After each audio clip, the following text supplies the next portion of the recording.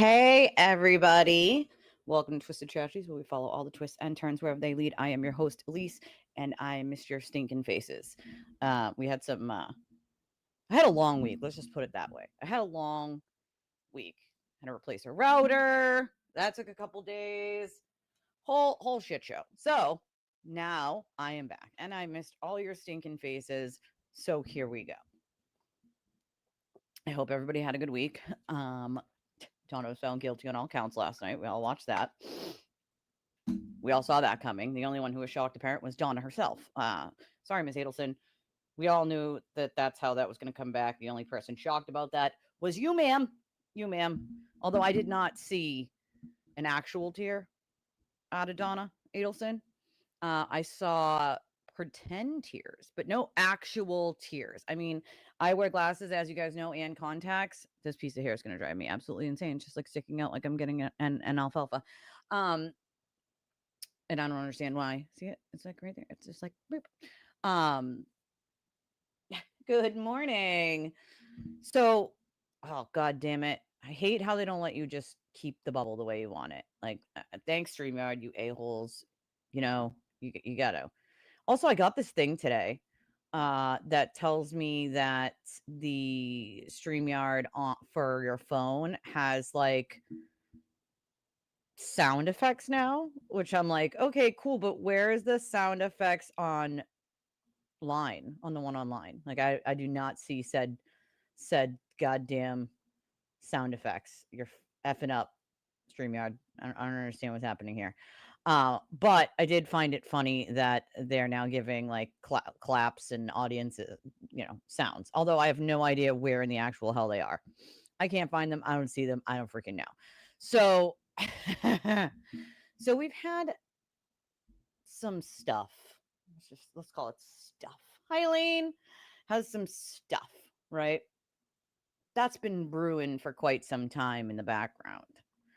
Most of you had that little feeling in your gut, right? Most of you were like, I don't think this story is done just yet, right? That little feeling that just kept nagging at you, that was like, something ain't right here, right? Well, I'm here to tell you that little nagging feeling that you've had has been right. I try to give you guys hints when I can, right? Sly smile, maybe, little breadcrumbs when I can, when I can't actually come out and say, hey, this is what's going on, guys. I try to give you little pieces of like, hope you're picking up when I'm laying down, smelling when I'm cooking. But for quite some time now, I think the only one at this point that doesn't realize they're being monitored is Karen Reed and the sewer turtle. I don't understand it. I don't understand how you can be that oblivious to life, that you don't understand that you are not only under investigation, but being monitored by the federal government. Imagine thinking, now just imagine for a second. Imagine thinking that you're so invincible, right? That you can just keep committing crimes like threatening people, blackmail. Now, let me let you guys in on a little secret here. People seem to think that if you threaten someone with public information, it's not a crime. False. False.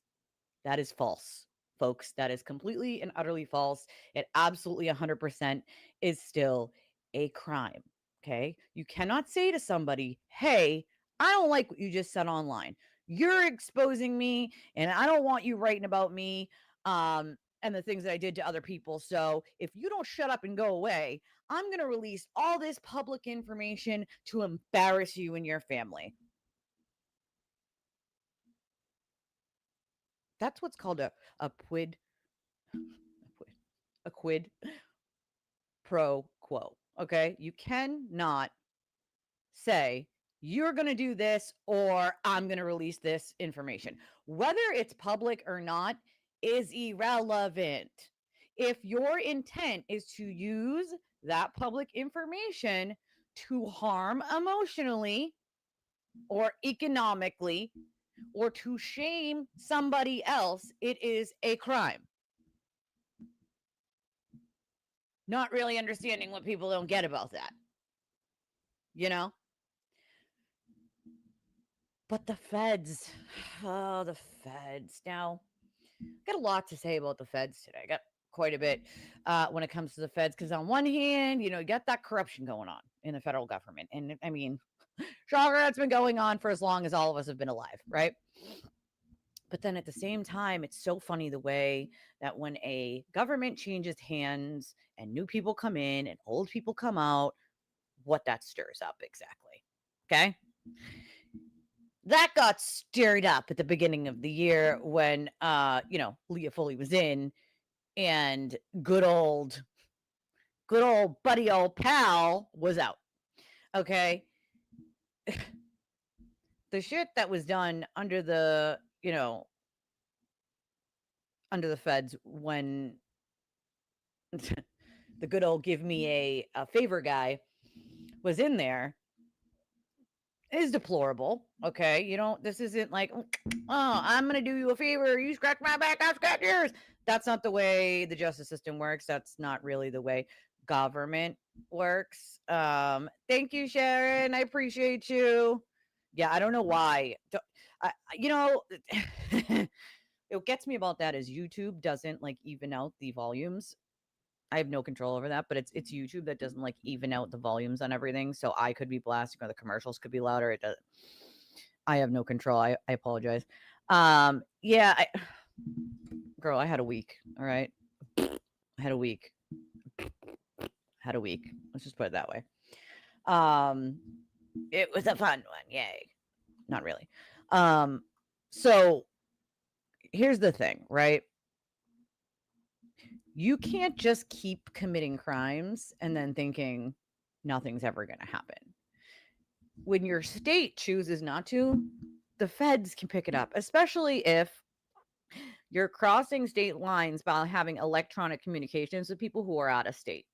That is federal government territory. Also, cyber harassment, cyber stalking is a federal crime. It can be a state crime under the regular stalking statute because it includes electronic communications here in the state of Massachusetts. But it's also a federal crime. So if the feds would like to charge you with that, or maybe, I don't know, conspiracy to witness intimidate, or racketeering, or RICO, blackmail, they can charge you with that stuff. And to think that you're never going to be charged and you can just keep blackmailing people, I'm sorry, but you have to be one of the effing stupidest people on planet Earth if you at this point are still blackmailing people by threatening them. And again, people don't seem to realize that it's public information doesn't make it legal to do. You cannot say to someone, I have all this information on you and I'm going to release it if you don't do X, Y, or Z. That is blackmail. That is a crime in the state of Massachusetts, even if it's public information that you're releasing. Okay? It's the way it works here. I don't know about y'all states, but that's the way my state works. Okay? So that is a crime. Now, that said crime has been happening for over 10 years, when it comes to said sewer turtle. But I'm not sure why he hasn't ceased that behavior. Well, because he hasn't, right? We know he hasn't ceased that behavior. So, I mean, apparently he doesn't realize that he's being monitored by the government. I mean, hey, bro, that little noise you hear on your phone when it's acting up, it's a wiretap, my friend. That's a federal wiretap, my friend. It's so funny because when the feds trail you, wiretap you, like, you don't know they're there. You have no idea that they're there. None whatsoever.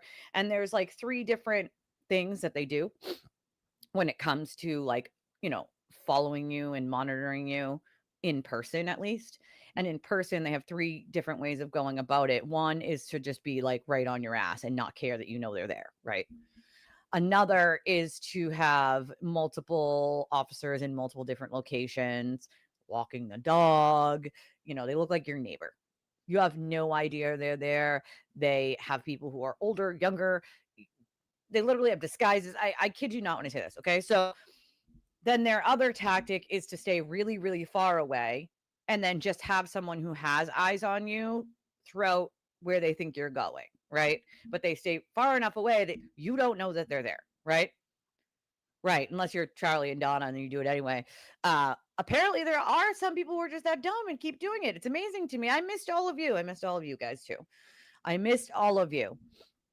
So, you know, for me, I don't know how at this juncture of all of this, you could think that you're just like in the free and clear and you can freely, you know, decide that you're gonna threaten people on the phone. A what? Uh-huh. You know, here's the thing. Put it in writing enough times, but the go-to lately has been the phone, like, to say it instead of putting it in writing, because like putting it in writing is dumb, even though he does it anyway. Um, but when you're being wiretapped, that don't matter. It's recorded. So by the government with a federal wiretap warrant. So that's not saving you by getting on the phone and threatening someone. It's not saving you, sir. So yeah, you're not. We love you, Ellen. You are not. So, dude, make no mistake. The NSA, even though they're not supposed to be listening in on American citizens, make no mistake, they absolutely are. Obviously, they're not listening to every single person all at once, but yes, they do listen in when they hear keywords and it pops up. Then they start listening in. There's satellites everywhere. To think that you're not currently always under surveillance is a mistake. Number one, but number two, to keep committing crimes and then thinking nothing's going to happen or that you're not being monitored is probably the funniest thing I've heard thus far. Okay. Now, here we have a whole nother instance of this sort of smearing, blackmail, telling lies about people BS with Donna, right? So recently he decided that he was going to smear this woman who sold free Karen Reed like shirts. She made her own, you know what I mean? Like, listen, I know it's hard effing work to make your own merch. Okay. I've done it. I know it takes hours upon hours upon hours of printing and weeding and then heat placing. And, there's a lot of work that goes into making them yourself. For someone like him to say she sells overpriced merchandise, she makes it by hand, sir. Yours is 10 times the price hers is, and you don't do anything. You have another company that does it for you and ships it out and does all the work, and you get like a tiny cut out of that big amount. Either way is you have to make it a high amount or you make nothing. So to then sit there and try to down this woman for selling, oh, this merch is so expensive and she used my likeness and how dare she. Sir, you've been using Karen's likeness and pretty much anybody like the McCabe's, the Alberts, or anybody like that for 3, 4, somewhere around a couple years now, right? So for the audacity, well, you're not trademarked, you don't have like to sit there and say like you don't like that. And that's not what happened either, by the way. Let's just remember that most of the time when he attacks somebody, what he tells people outwardly is not actually why he's doing it privately. Like that's just a reason that he thought up to give to all of you, which if you paid attention is mostly the same reason every time. You're crazy, you're a scammer, blah, blah, blah, all the same every time, every person he does it to, right? Not only did Donna donate like $300 to Karen Reed's defense fund, she was actively trying to help him out in his legal defense fund. So, it's funny to me, okay? Because if we go to what Mike from the Young Jerks did, the first time that I'm going to do whatever percentage he said he was going to donate from his show to Karen Reed, blah, blah. Oh, I'm going to do this percentage every show, blah, blah, blah, blah, blah. Well, he didn't donate after the first show. He didn't donate after the first week. He didn't donate after the second week. He didn't donate after the third week. He waited until it was a lump sum and then he donated it all at once. It was weeks before he ever donated the first amount. Okay. Now imagine, there's nothing wrong with that. There's nothing wrong with waiting until there's a lump sum instead of doing it after every show or after every shirt or piece of merchandise, because that's just tedious and takes up way too much time. It makes more sense to wait until there's a bigger amount in there and then, and then do it. But who the fuck is he to demand when you do it? So if, for example, the sewer turtle decided he was going to, attack Mike from the Young Jerks 2 weeks after he started saying he was going to give 10% and he hadn't given anything yet. Does that magically make him a scammer now because he didn't do it in that 2-week time span that the sewer turtle told him he needed to? Even though he had the full intention of, waiting until it was a lump sum and then putting it in, does it magically make him a scammer because the sewer turtle said so? He didn't put it in there fast enough, as fast as the sewer turtle thought that he should? Of course not. Of course not. And when I apply that same thing to Donna, it's the same exact scenario. You don't get to tell someone how long that they have to wait. If it's not within 2 days or if it's not within the first week, you're a scammer because he said so. She donated over $300 to Karen Reed's defense fund, okay? And she was trying to help him with his, but he was too impatient. He wanted his $5, he wanted his $2 or his $1 per shirt. I don't know how many shirts he thinks she sold. She's one person. She didn't even sell 100 shirts. Like, what? How many shirts do you think she sold, sir?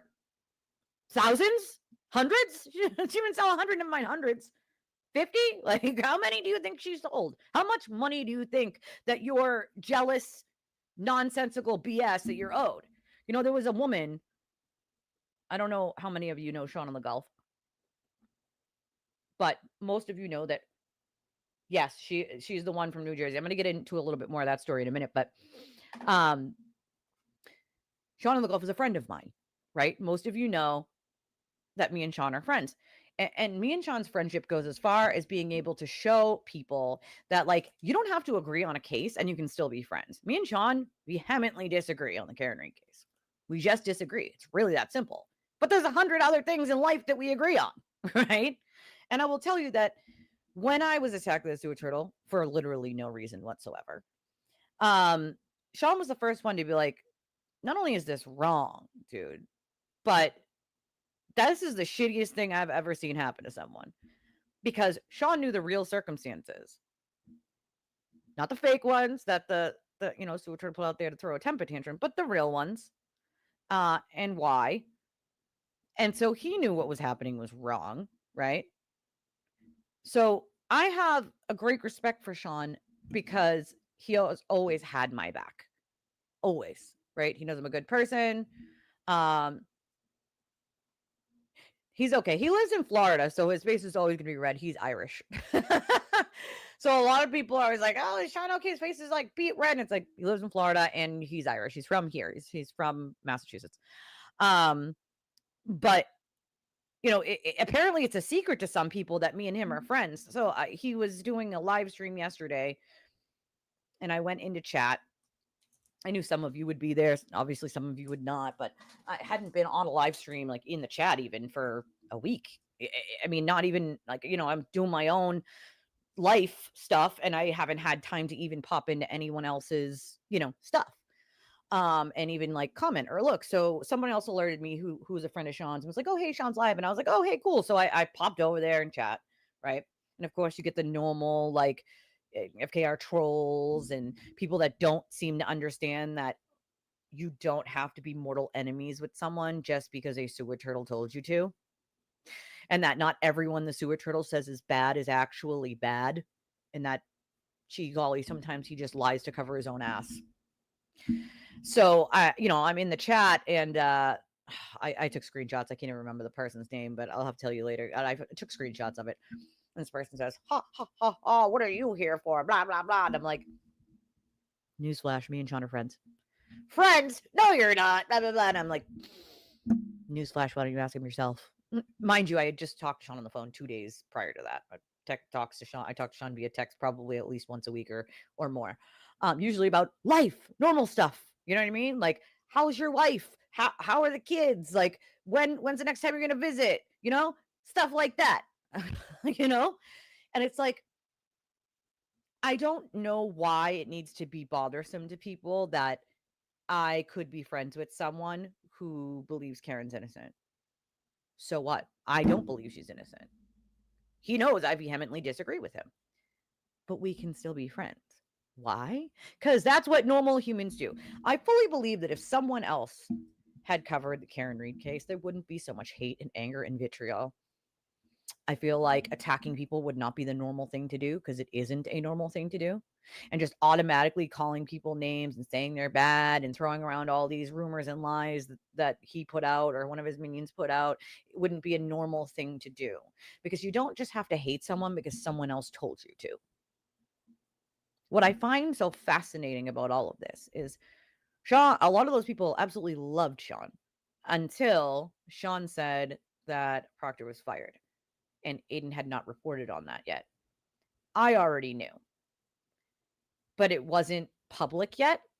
And so I was not gonna report that until it was public. I knew he was gonna go for the appeal. And but Sean did report on it, right? I don't have the same sources as him, so I have no idea how he found out. But he found out and reported on it and immediately was attacked by Aiden, who said, "Oh, he's wrong. He's just, I've gotten no confirmation of that." Meanwhile, me and a bunch of other people had gotten confirmation quite a bit before that. And Sean had found out. So Sean reported it, right? Aiden was upset he wasn't the first person to report it and that he didn't have that information. So he automatically called Sean a liar, and then his mob attacked Sean. Funny part about that is Sean was right the entire time. So for all these people that loved him, in an instant, we're calling him names, calling him a liar, a grifter. Are you back on the alcohol? Now, that's one of the stupidest things I have ever heard. I've had a bunch of people, a literal bunch of people, try that same like theory with me. Like, if I look tired, it's she must be getting high again. What I find so funny about that is I've been sober 18 years this year. Okay. And then I'm on so many medications for my heart, my liver. I was born with a bad liver. I have arthritis, myocarditis, which is the heart, psoriasis, arthritis, fibromyalgia, tinnitus.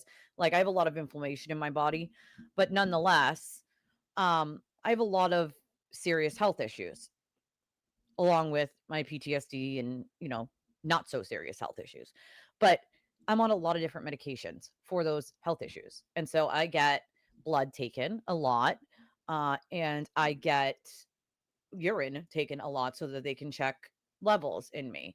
And so I've been getting testing for I don't even know how long because of the medication that I'm on, over 15 years. So for the people who are like, "Oh, you're just getting high again," I just point and laugh because I have a portal that shows me everything I need to know. I haven't gotten high in 18 years. I turned my life completely around. I was a very broken girl back then. And I have no problem admitting that because that's my life story. And nobody gets to take what I have been through and try to use it as a bad thing. Because even though I have been through some pretty awful, horrific shit, right? I have been an open book about it, and it has made me a better person. It has made me more empathetic, more sympathetic, more able to help other people with things that I probably wouldn't have otherwise. I am a survivor of numerous things, including addiction, domestic violence, SA as a child, surviving foster care and abuse there, numerous things. Okay. I have used my pain, my trauma to help other people long before I ever had a YouTube channel. And I continue to do that until this day. And if it's a free Karen Reed person that needs my help, I give it. Because to me, it doesn't matter whether you think Karen Reed is innocent or guilty. If you need my help with something that I can help with, I'm more than happy to help. And I think it's really sad that this case has spit off so much vitriol, so much anger, so much hate towards one another.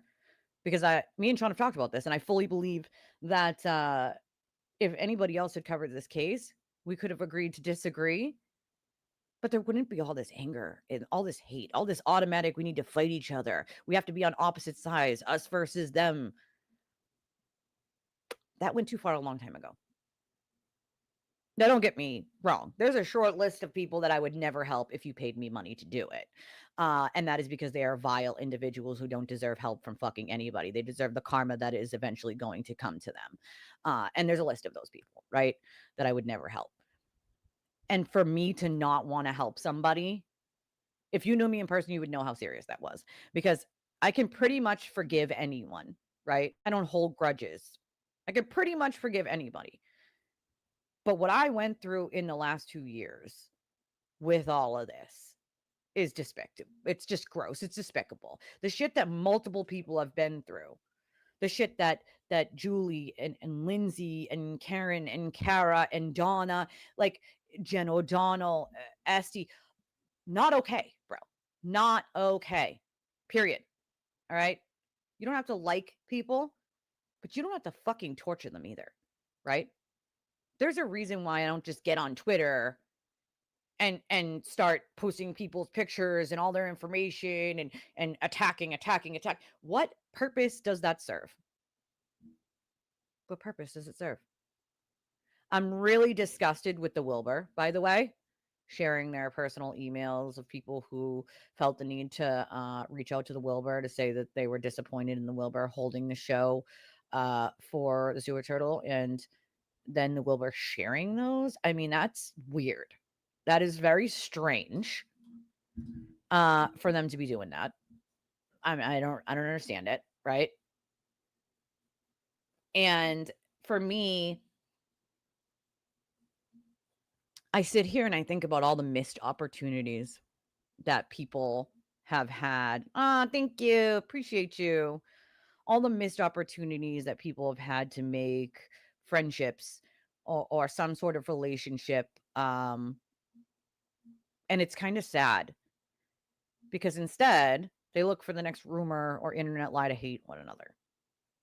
Now, if you've been following along on X, then, which again, we're going to go with the fact that X is absolutely a cesspool. And if you have it, I apologize. It sucks. I don't use it all that much because it is a cesspool at this point.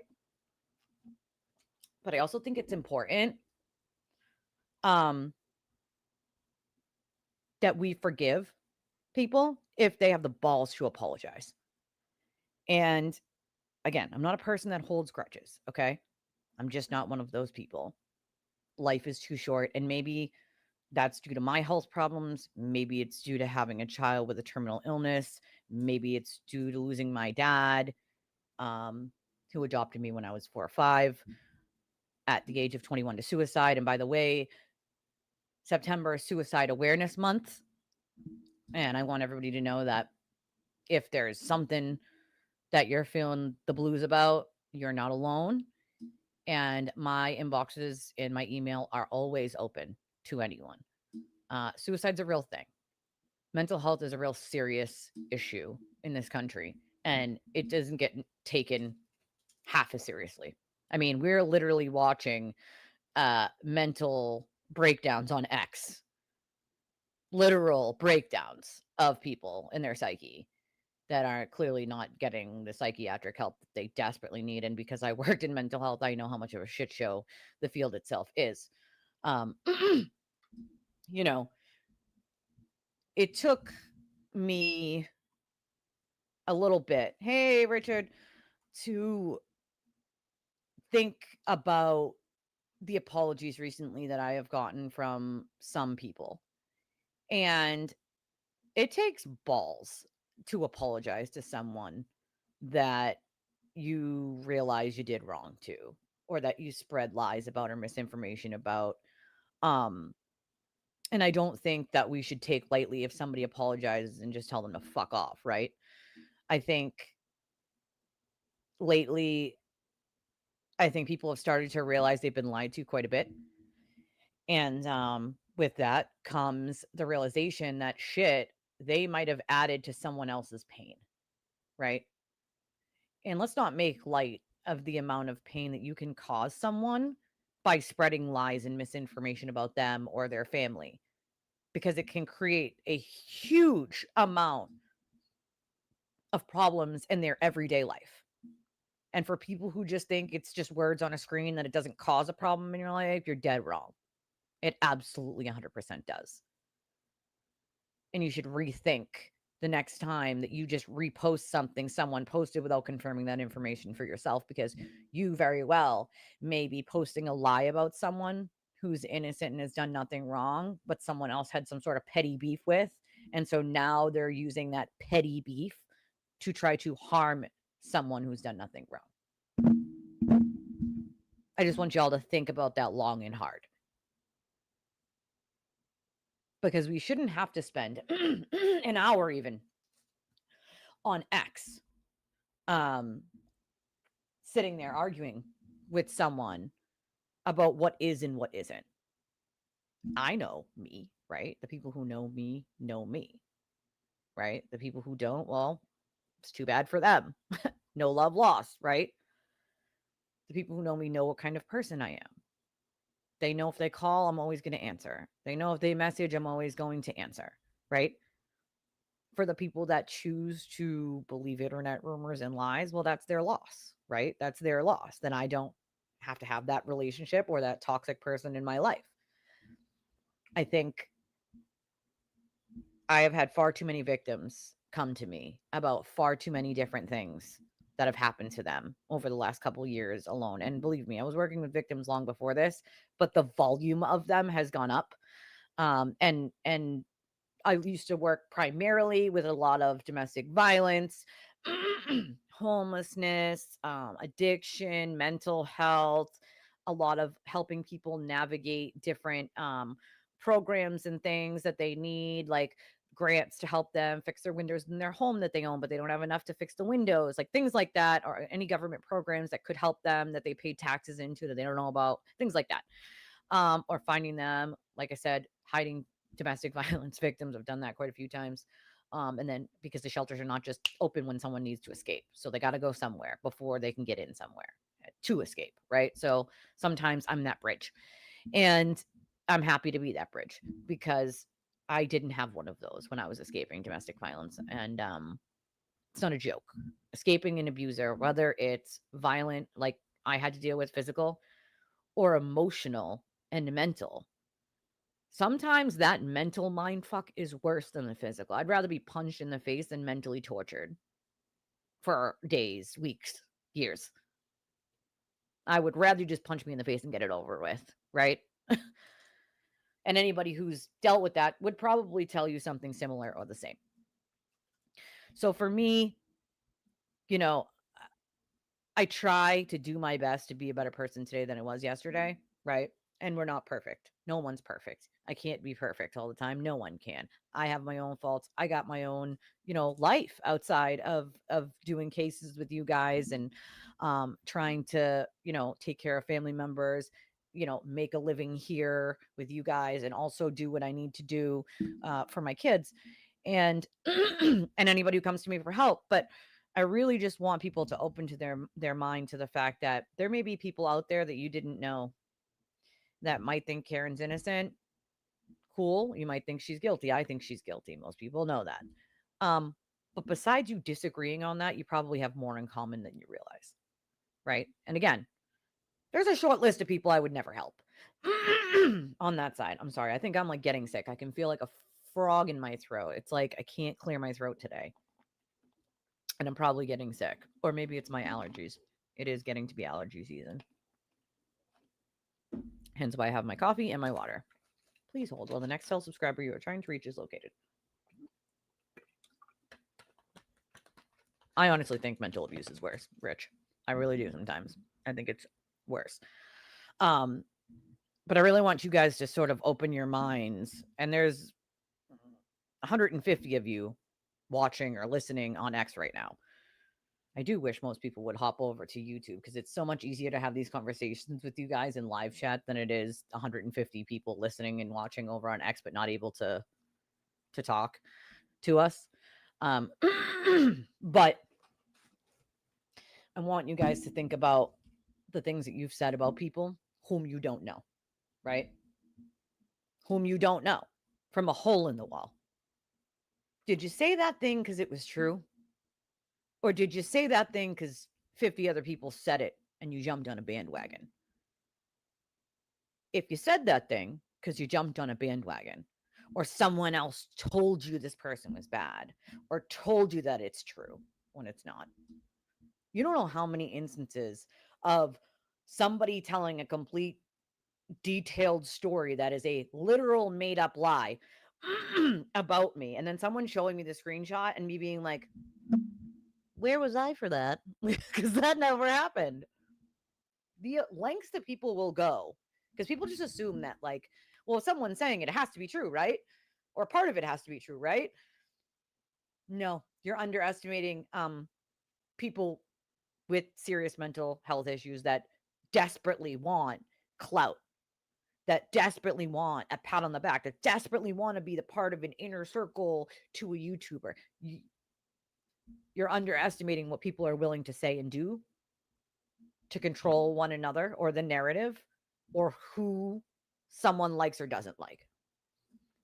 If you have not met someone, spoke to someone, and made your own opinion on them based on meeting them, knowing them, and having conversations with them, or, video chatting or on the phone, then you have no business making an opinion because you don't know that person, right? I don't do anything but basically I will respond to people saying shit about me. That's what I will do. I will respond to people saying shit that's not true. And it's rare. Most of the time I just ignore it. But it's real sad. Like, it's real sad. You know who taught me? For a while, I was just one of those people who was like, you know what? Fuck these people. I don't give a fuck. Screw them. I don't care. Whatever. They can die on that hill and screw, right? And it was my friend here. It's my friend right here. My good friend here. Who was like, you know what, Elise? Sometimes a good old adult conversation solves the problem. What wise words, my friend. And so I was like, she's right. She'd be right, man. She'd be right. She's right more times than not, but she's right? So sometimes just having a good old conversation with someone makes you realize that the thing that you thought was true about someone isn't, never was, and that you said some really shitty things. It did some really shitty things to someone who's actually a decent person, a good person that you're missing out on knowing because someone else told you not to like that person. I'm just saying, make no mistake. Yeah, I like the block button. I oftentimes, here's the thing, right? Do you ever have somebody who's like, I've never interacted with that person, so I don't know why they blocked me? I'll tell you why. If I see somebody that is being so vile to someone I know is a good person, right? And they're just saying shit that is completely not true. And they're not having like a decent argument. You can have a debate without being a dickhead, right? The second you start being like, haha, why don't you stop being poor? That's the minute you lose the argument. Okay? Like, that's the minute you lose the argument. I will say it again. I've said it many times. I would rather be poor every single day for the rest of my life the way I am right now, if that means that I can trade it in for my daughter's health and she gets to live until she's old. I will trade all of that in for my own health. I will trade it all in to just have my family be happy and healthy every fucking day. Every goddamn, I will trade it the fuck all, right? I've had a lot of money, been there, done that, right? Been there, done that many moons ago. I'm not at that point right now, right? I'm struggle bussing it, like most people are, right? Struggle bussing it. Groceries, struggle. Kids' clothes, struggle. They went back to school. Now she needs all new fall clothes, and she doesn't fit into any of the ones from last fall. So now I got to figure out how I'm going to buy all fall clothes. It's fun, right? Oh my God, I forgot about the Powerball. You're right about that, though. But my point is I will stay poor for the rest of my life, and if it means my kid gets to live until she's 70, right? I would rather be poor than be a miserable piece of shit every day, all day. I don't care. So when Crazy Christy makes a comment like, I'd rather be at least a poor, I would rather be myself poor, thank you, than be miserable like you. I would rather be myself poor than think that getting on X for 20 hours a day, harassing people who I think are behind sock accounts that are not behind sock accounts, that I've already accused 50 plus people of being, and putting pictures of their children and their family and their personal information out on the web because another stalk account that you think is them put a picture of you out there only after you put pictures of various other people's families out there, and you lost your ever-loving. I would rather be poor than do all that and be a miserable bitch like you. I would rather be poor every single day of my life and eat SpaghettiOs every day. Okay? I make spaghetti a lot because it's a cheap meal. Okay? But I would rather eat that every fucking day than sit there and accuse innocent people of shit and share personal text messages because I think it's going to give me a pat on the back or clout. Sorry. I don't share personal messages. If anybody hasn't fucking noticed, I don't put those out there. And I could have shared a lot of those from the FKR side from a long time ago. It solves nothing. It does nothing but hurt people. That's all it's meant to do. I'm not here to hurt people. I will defend myself. I will defend my family, and I will defend the people that I care about 100%. And it will always will, which means includes all of you. It includes all of you. If I saw somebody going after one of you, I'd probably lose my ever-loving mind. Most of you, I know, right? Some of you I don't, but most of you I do. It irks me when someone goes after someone without knowing them just because someone told them to, right? I would rather 100% be me poor every single day than get on X and think it's a flex to be like, I took my ex-husband for all his money and I live off of his child support and I work 12 hours a week as the muffin girl. I'm sorry. Am I missing something here where it's now a flex to brag that you only work 12 hours a week and live off of child support from your rich ex-husband? Newsflash, ma'am, you're not supposed to live off child support. You're supposed to also contribute the exact same amount. It's supposed to be like 50-50. The kid's supposed to have like the same type of life he had, but you're also supposed to contribute to it. It's not supposed to be like, hey, I'm only going to work 12 hours a week and I'm going to live off my ex's rich child support. Because when your kids turn 18, guess what happens? Poof. If one of them doesn't go to college when they're 18 and they decide they're going to take a gap year, guess what? The child support doesn't get put on hold until your kid wants to go to college in the state of Massachusetts. It's gone. You do not get it back. You don't get to say, oh, he took a gap year. I want it back now after he's going back to college again after he took that gap year. Not the way it works. If he doesn't go to school, you lose that money and you don't get it back. So what are you going to do when both your kids are 18? Still going to flex on how you're living off child support? I mean, it's not a flex, bro. That's actually fucking embarrassing. That is freaking embarrassing. Like, I just don't understand how anybody could think that that's not embarrassing as fuck to get on there and say, I work 12 hours a week as a muffin girl caterer and I live off my ex's child support. Ha ha ha, stop being poor, everyone else. No, it's not even alimony. It's not even alimony. It's literal child support. It's not even alimony. Alimony keeps going after your kids turn 18. It's not even alimony. Not even alimony. Child support. Not even alimony. That stops at some point. Alimony keeps going until you get married again. Make it make sense how you're going to get on X and think it's a flex to call everyone else poor. Stop being poor, everyone. Stop. I love when people tell me that, or when they throw out the famous get a job, like I have a job, A. B, yeah, you know what? I will abandon all my responsibilities to help take care of my children, and I'll pay 40, 50 grand in childcare that I don't have for my little, and I'll stop helping take care of my biological dad and anything that my sick kid needs, and I'll just stop doing that, and I'll become a CEO, and I'll be rich because you said so. Yeah, I'll get right on that. No, that's not the way it works. Everybody's circumstances are different. So I love when people try to go after someone for being poor. Yes, I work paycheck to paycheck. I'm poor. Yep, sure am. Sure am. Nothing to hide about that. Nothing, but I'm a fucking good person. So I'd rather be poor every fucking day and be a good person than be rich and be a miserable bitch. Sorry, not sorry. Not apologizing. Well, that's the thing. You can't just live off alimony after the child support if you're not getting alimony. You have to be married 10 years in the state of Massachusetts before you ever could get alimony. So if you weren't married for 10 years before you got a divorce, you don't get alimony. So I don't know. You know what I mean? I mean, some people need this talk, you know? That's another, yeah, listen, girl, you're going to tell me. I mean, I don't have roommates, but I got chillins. They eat a lot. All right. Girl, listen, they eat a lot. They eat a lot. They eat lots. They eat more than I can fucking afford. That's for sure. Right. I just want to throw this out there. Right.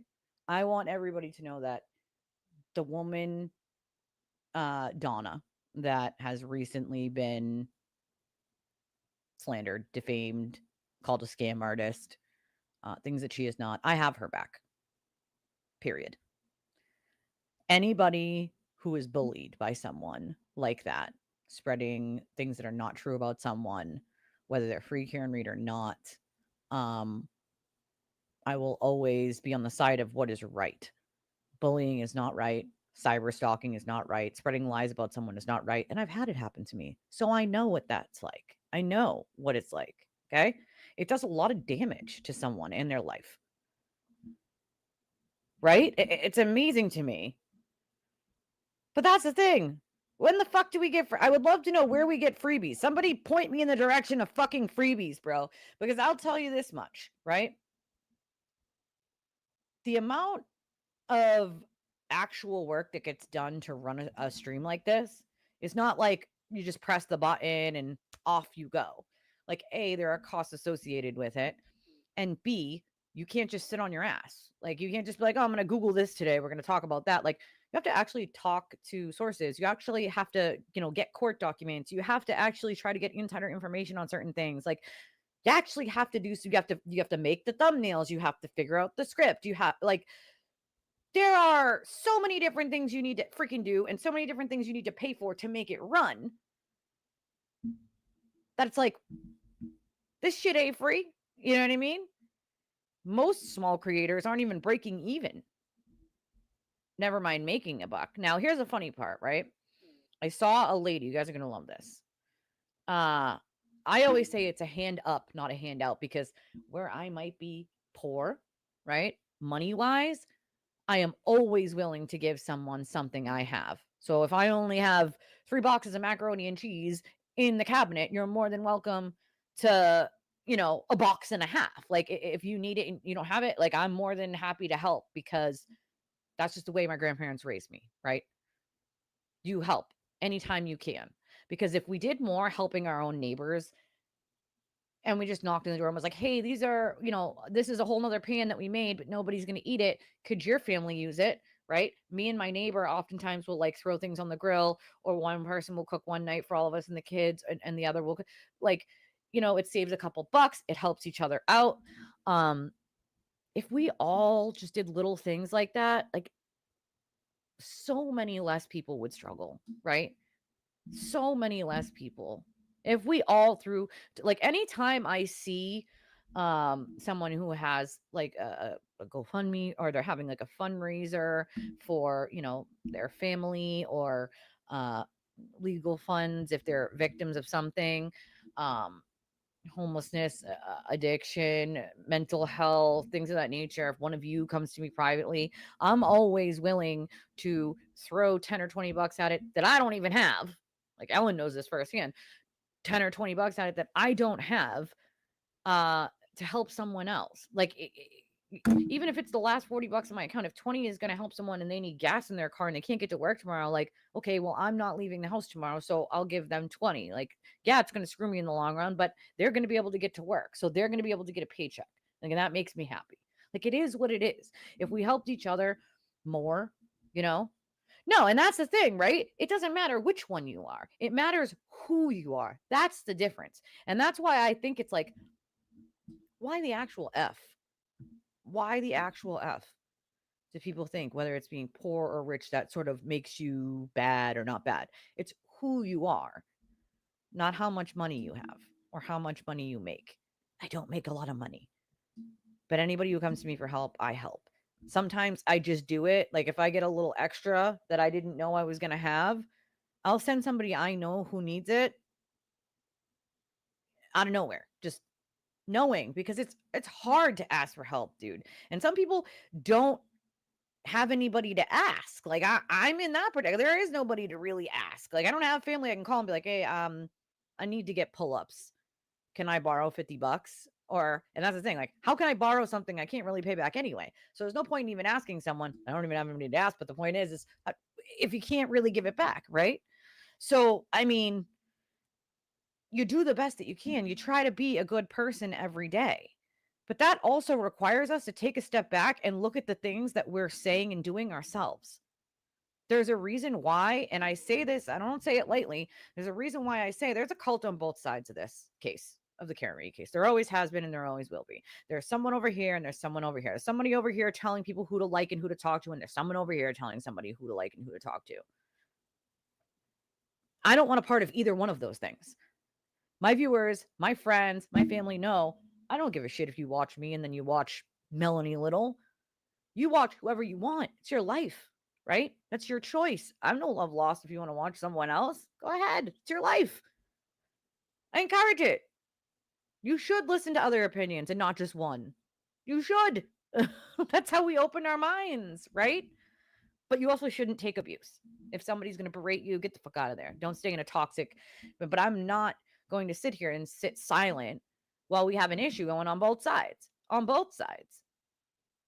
On both sides of this issue, we have people who are telling people who to talk to. We have people telling people who to like. We have people spreading lies about people that they know are effing lies, but they're doing it anyway. And the only reason I can really come up with is that they want to control who others get to know and like and talk to. Because if these people get to know and like and talk to people that are not them, that they feel are some sort of threat to them in whatever way, maybe they won't talk to that person anymore. Or maybe their resources will go there to trying to help do something better. And then you can't call them on your beck and call and be like, I need you to do X, Y, and Z, right? It's selfish. It's so selfish because people don't seem to realize like this isn't a game, right? Everybody thinks that these cases are a game or it's a race to see who can get more viewers or more likes or more.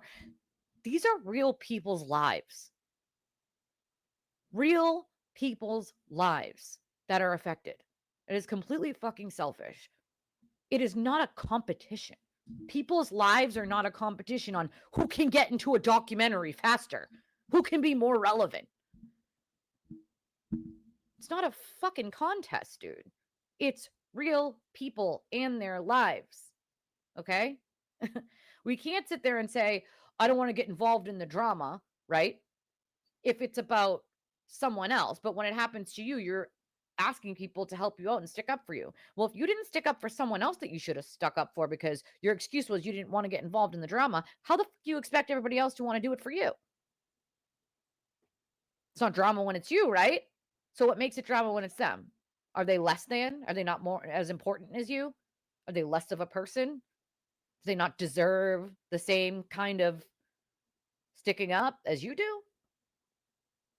I mean, that kind of entitlement and thinking that you're more important than someone else is amazing to me. Everyone is equally as important. We all put our friggin' pants on one leg at a time. We all bleed red, right? Everybody is just as important, period, right? Listen, girl, I feel that to my core right now, Lisa. I literally feel that deep inside me, okay? People do not realize how difficult it is to help take care of a loved one that's sick. Never mind multiple of them, okay? It's not something easy to do, especially if you're the only one really that can do it and there's no one else to do it. Then everything lies on your shoulders, right? Everything lies on your shoulders. Everything. So what do you do when you're the only one? You just do it. You just do it. If it costs you $100 to go back and forth between that loved one's house and yours, because you don't drive, right? You got to Uber or Lyft, and it's 30 or 40 minutes away, and that's your last $100, well, you do it. You just do it because there's nothing else that you can do. You're going to leave that person without help? No. So that might be your freaking grocery money, but what is your choice there? The debt is real. I don't have credit cards because I had to max them out to survive. So currently, I don't have any credit cards that haven't been maxed out, right? There's no savings account. There's no, $500 sitting in a savings account in case of emergency. That doesn't exist. Everything that comes in goes back out. Groceries, electric, gas, phone bill. And my little doesn't have a phone because, A, I don't think my little should have to have a phone. My oldest is the only one that she pays for it. That's it. We don't have things we don't need. We don't have cable. We have internet. I need that for school.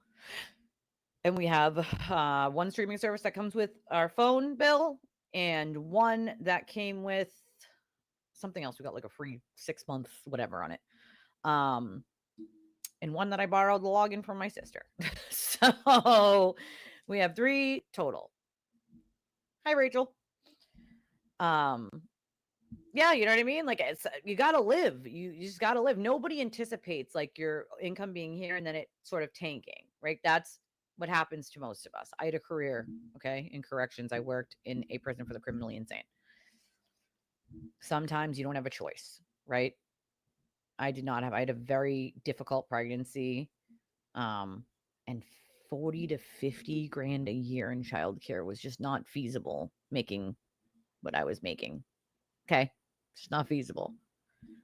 If you're spending more than what you're making in childcare, then that's not, you can't spend more than what you make. How's it? You can't do that, right? And I love how people don't seem to realize how life works, especially people who never had that kind of struggle. The things that they say, it's so nonsensical to me. It's like, why don't you just put her in daycare? You got 50 grand a year you can help me with? That's what it's costing in the state of Massachusetts. Sometimes a little more. If you have 50 grand that you're willing to give me to pay for that childcare, I'm more than happy to do it. You got a beater of a car laying around I can have? I don't have one of those either. When our car died 2 years ago, that was it. It was not fixable. It wasn't worth it. It would have cost thousands of dollars to fix. Thousands of dollars, obviously, we did not have. So that was that. You know? Yeah, we've talked about this. And then people get screwed like this. I haven't got a dime in child support for my other 2 kids. I never have. I did it on my own. And I never will. My husband stepped in and does the best he can for 3 kids. He can only work so much. He's got to sleep at some point, right? Doesn't make $1 million. So to me, it's amazing that these are even topics of conversation when you're talking about having an argument online or not agreeing with something. You don't have to agree on everything. We don't have to agree on the Karen Read case. I think she's guilty. Other people think she's innocent. Cool, great, wonderful. But we also don't have to keep acting like you have to be my mortal enemy just because I don't agree with you on a case. Can you imagine if every case was like that? Can you imagine that? If every single case resulted in the kind of anger and vitriol that we saw with the Karen Read case. And it ain't over yet, bro. And it's not over. And this blows my mind because the feds already have them under investigation. The Norfolk County District Attorney's Office is not giving Karen's phones back because she's already under investigation for other crimes. So they're not returning her phones right now because they're using them for the crime or crimes. They've been being monitored for quite some time. The federal government is monitoring. So that shit show ain't over. But you don't have to agree with me on any of it, right? And we can still, just like me and Sean, get along. We can still be friends. We can still have each other's back. And let me make something very clear here. Some people might not agree with me being friends with Sean. And if you don't, that's cool. You don't have to. But I have a great respect for Sean because he's always had my back when people were too afraid to, if that makes sense. And we don't have to agree on a case to be friends. We can talk about other things, which is what we do. And together we help people. There are people that need to be helped. And I'm more than happy to do my part in doing that. And Sean's great at helping people too. I think it's his calling that he never knew that he had, is helping other people, right? And you don't have to agree with his opinions. I don't when it comes to the Karen Read case, but I still respect and adore him. He's like family, okay? He is like family at this point. So when I was on watching his stream yesterday, I had a bunch of trolls in the comments who had a couple things that they needed to say to me, of course, which was like, what are you doing here? Twisted Tragedy, blah, blah, blah. And it's like, same thing you're doing here, watching it. No? Captain Obvious? It's amazing to me, the shit that they say. It's like, well, sorry, in case you didn't know, I'm friends with Sean. It's like, you're not friends with Sean. Yeah, nope, I am. Why don't you ask him yourself? You know, when Sean finally publicly told people we were friends, I was like, Sean, what are you doing? You're asking to be attacked. Like, you're literally asking for the Free Karen Read mob to go fucking nuts on you, bro. Because they hate me because, he told the sewer turtle told them to. So, if you tell people we're friends publicly, they're going to lose their ever-loving mind, Sean. They're going to turn on you. They're going to have choice words. And I'll never forget the text message I got back from Sean. He said, Elise, I don't give a fuck. Don't give a shit. I don't give a shit. And I couldn't love him more in that moment. Because I'm the same way. I don't give a shit. I don't give a shit. You don't get to tell me who I'm going to be friends with. You don't get to tell me who I'm going to talk to. Funny enough, me and Sean don't usually talk about the Karen Read case because we know we don't agree on it. We just talk about other shit. You know what I mean? It's always smart to not reveal your private information. I used to allow people all the time to be my friend on Facebook. And then I stopped because A, I have a Twisted Tragedies Facebook page, and B, people were stealing my private pictures of my children and trying to post those online. So I no longer allow people, unless you unless we're now friends, to be on my Facebook. So if you're one of those people that are accepted as a friend on my Facebook, my regular one, feel very special because I don't accept them anymore. If you want, you could follow me on the Twisted Tragedies one. And that one I'm more than happy than everybody to follow me on, right? But my personal one, I like to try to keep personal because people don't know how to fucking behave themselves and not try to use pictures of children and put disgusting things on them and say disgusting. So I don't, you got to keep your private life semi-private because there are lunatic people online. I can tell you firsthand that will send things to your house, will come to buy your house, call you, text you, email you, all sorts of horrific, awful threats, death threats. Listen, if I told you every single thing that these people have done to me, you'd be like, who the does that?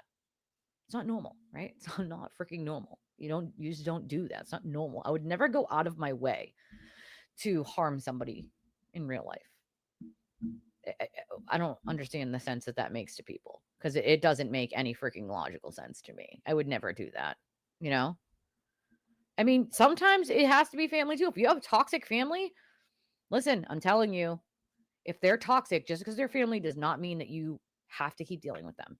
Toxic is toxic. A narcissist is a narcissist. If you have a narcissistic parent, sibling, friend, whatever it may be, you are allowed to cut that person out of your life because you do not need that kind of toxicity.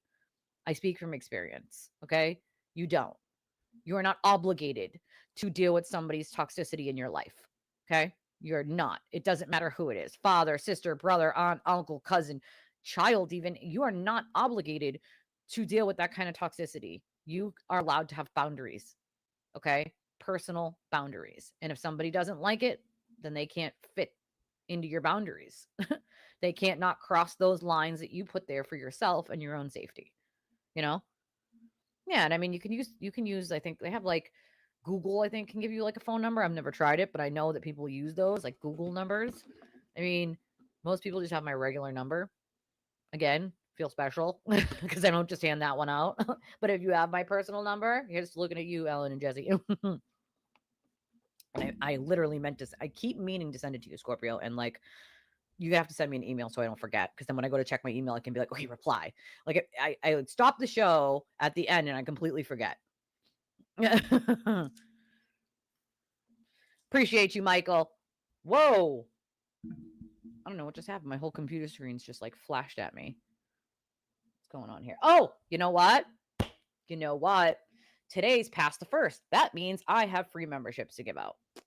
Because YouTube gives me 10 per month to give out to people. So let's give some of those out. That's always fun to do. Let's see. Membership gifting. Okay, ready? Boom. There's 5. Thank you, Ellen. Let's see. Let's see who gets them. J Mom, Lynn Britton. Yay, Lynn! Couch Clips. Tracy B. Alma. Yay, Alma! Good job, guys. Shaking the bushes, shaking the bushes. Also, I haven't checked email yet, but if you would like to donate to the channel, because we do only rely on donations from you guys to not only keep the channel running, but to try to make a small amount of money to help, then we appreciate it. And we have a bunch of different ways you can do that. We have PayPal, Cash App, Revolut. There's a link in the chat on YouTube here that you can click on, that you don't have to have any of the payment apps like Cash App or Venmo, and you can just use a credit or debit. You can enter any amount you want and use credit or debit. It's in the description of the video here on YouTube. It's also pinned to the top of the live chat right now on YouTube. Revolut and PayPal in the link all work for people who are not in the United States. So if you're in Canada, if you're in the UK, if you're in Ireland, if you're in Poland, if you're in the Netherlands, it works for all of those. And Revolut, if you don't have that, is actually pretty good for exchange rates and stuff. So I have found that to be good for people who are overseas. But I very well appreciate any support. I actually did upgrade my Amazon wish list with a bunch of new Halloween stuff. Most of you know Halloween is literally my freaking favorite holiday. I love dressing up every year in a costume. I'm going to have a Halloween party at my house this year because I have a very large yard. Hopefully it doesn't rain and it stays semi-warm out. I'm going to have a Halloween party. So there's a couple things on there I need for the Halloween party. And just a couple of Halloween, because I love Halloween. It's literally my favorite holiday. I freaking love it. So I actually had to make my Amazon list private at the moment because apparently the Glairer thought that would be a great old idea to use for content. Apparently he ran out of content and needed to use my Amazon wish list as content, and somebody alerted me. So I put it on private. So if you need it and the link isn't working, just reach out to me and I will send it to you privately. For right this very second. Hey, thank you, Ellen. I appreciate you. And look who won one. Benny got one. I love that. Lou got one. Kara got one. Brass Monkey and Jezebel. Oh, I love that. Most of you guys who are here all the time got that. I absolutely love that. I love that for all of you. Thank you, Ellen. So, I mean, that was a good shake. It was a very good shake. So, yeah. So if you also, we have, oh, I forgot about that. Murder by Maestro made us this really awesome little QR code because I know we have a workaround for those of you who have Apple phones. I did not know this, but apparently if you have Apple phones, you can't get a membership from your phone, which is weird. So now we have made it so that if you just put me on your TV and you scan that little QR code in the corner there, right there, with your phone, you can, on an iPhone now, get your own membership to the channel. Otherwise, you have to be on a computer to do it. But we found a workaround because Murder by Maestro made us this workaround. So we appreciate Murder by Maestro for making us this workaround. We appreciate so much. Well, yeah, duh. Like, dude, that's not content. My Amazon wish list is not content. Like, if that's what you have to rely on to make content, that's sad, bro. Like, go over a case. Talk about an important topic. I mean, my Amazon wish list is somehow content now. My Amazon wish list is just random shit that I either need for the house or want. Like paper towels, toilet paper, clothes my kid could use, games that my family plays together. Like, why is an Amazon wish list all of a sudden content? That's what I'd like to know. Like, what the hell? That's so weird. Yes, thank you again, Ellen. We appreciate you.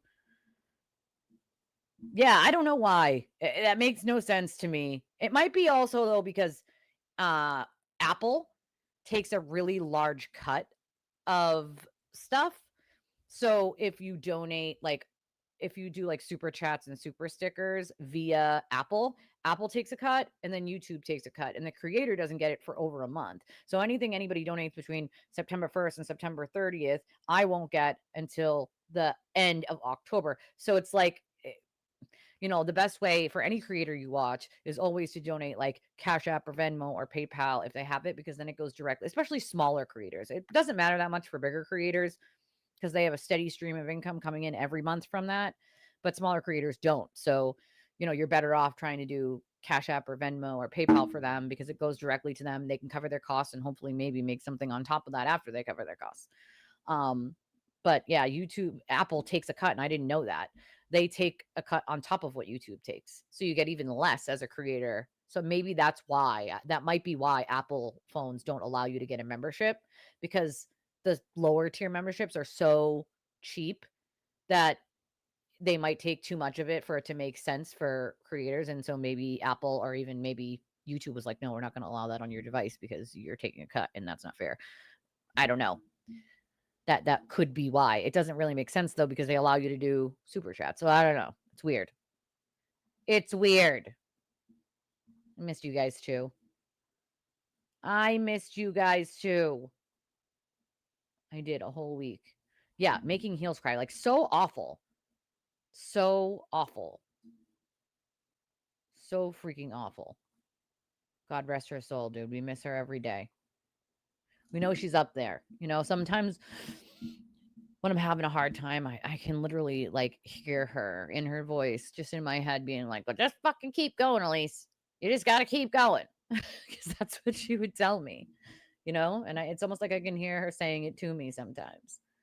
You ever had somebody tell you something like often enough that like when they're no longer there, my grandmother used to say something like, God gives his hardest battles to his strongest soldiers. And I used to be like, well, I'm not that strong, so he needs to stop that nonsense, right? But like now that she's gone, she's been gone like a decade, but like, it makes you think about all the times they said that to you when you're having like a hard time, um they're amazing.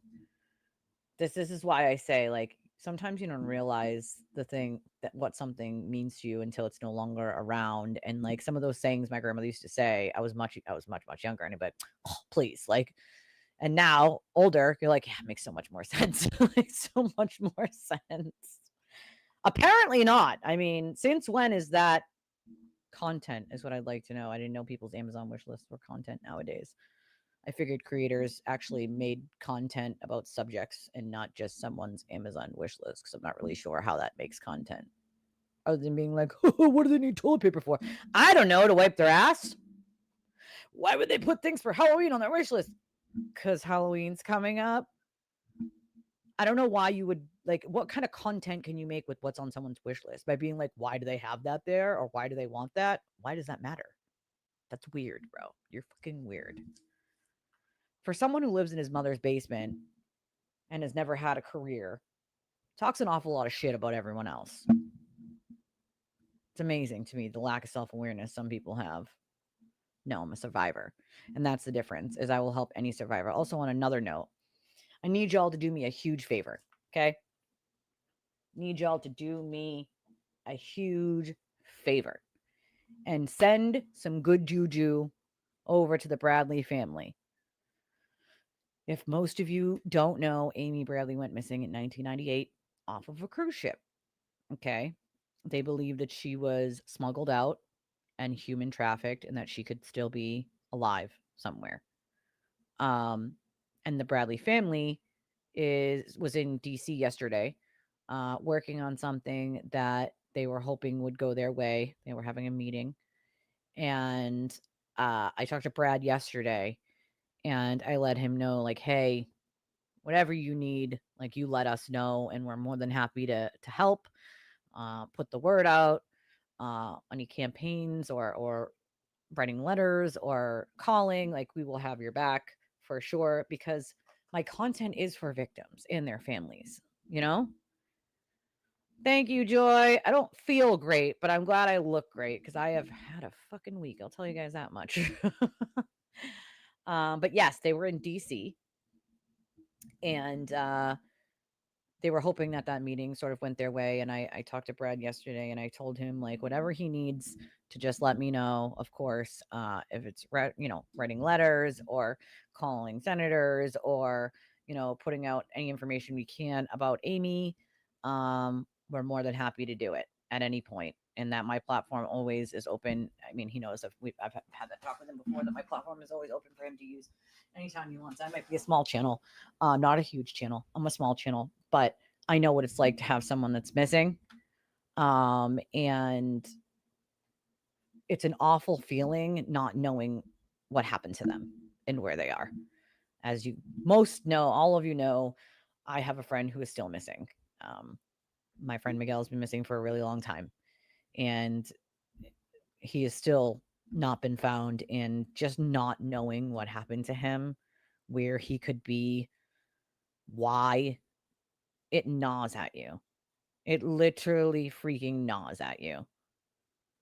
And if there's anything that I can do to help, obviously, and it comes to any victim, it doesn't matter, what victim's family it is. I'm always willing to lend a helping hand to anyone, any family, for any reason. So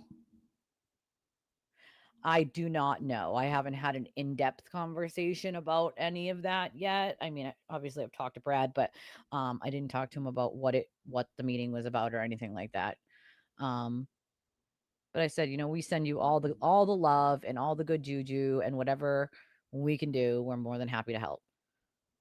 Well, there's actually 270 watching, but there's over 200 people watching on X. It's weird. I don't know why so many people choose to watch on X instead of YouTube. Oh, the kitties. Gotta love a good, my little wants a kitten. I'm like, oh Lord, I can't take care of an animal right now, dude. I can't do it right now. I don't have the energy. And I love cats, okay? I love them, but I don't have the freaking energy to take care of an animal at the moment. I'm already spreading myself way too thin. Hold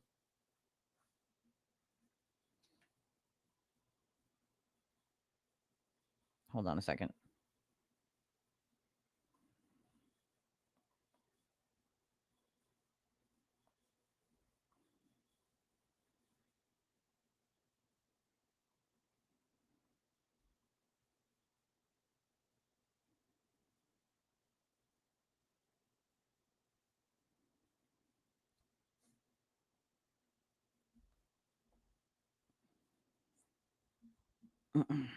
All right.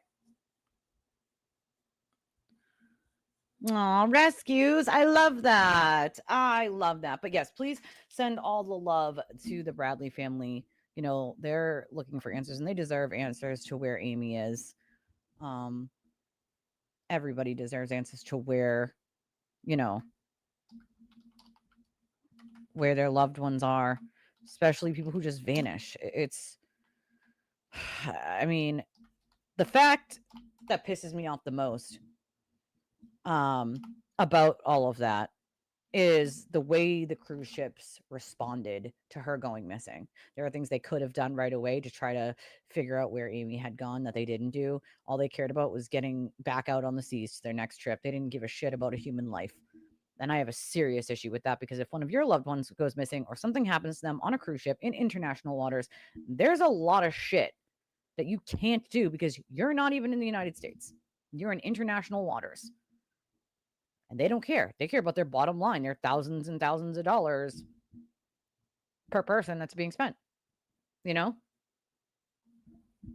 want y'all to remember that, because that's what this family is dealing with. All the red tape that they can't get answers to certain things because they were in international waters. Natalie Holloway is a story that probably will haunt me forever. I just want to know where they put her body. Like, where? We all know who did it. We did from day one. And the cover up that went on there, even with that government, they did a shit job of that investigation. Awful what happened to her and her family. You know, absolutely freaking awful.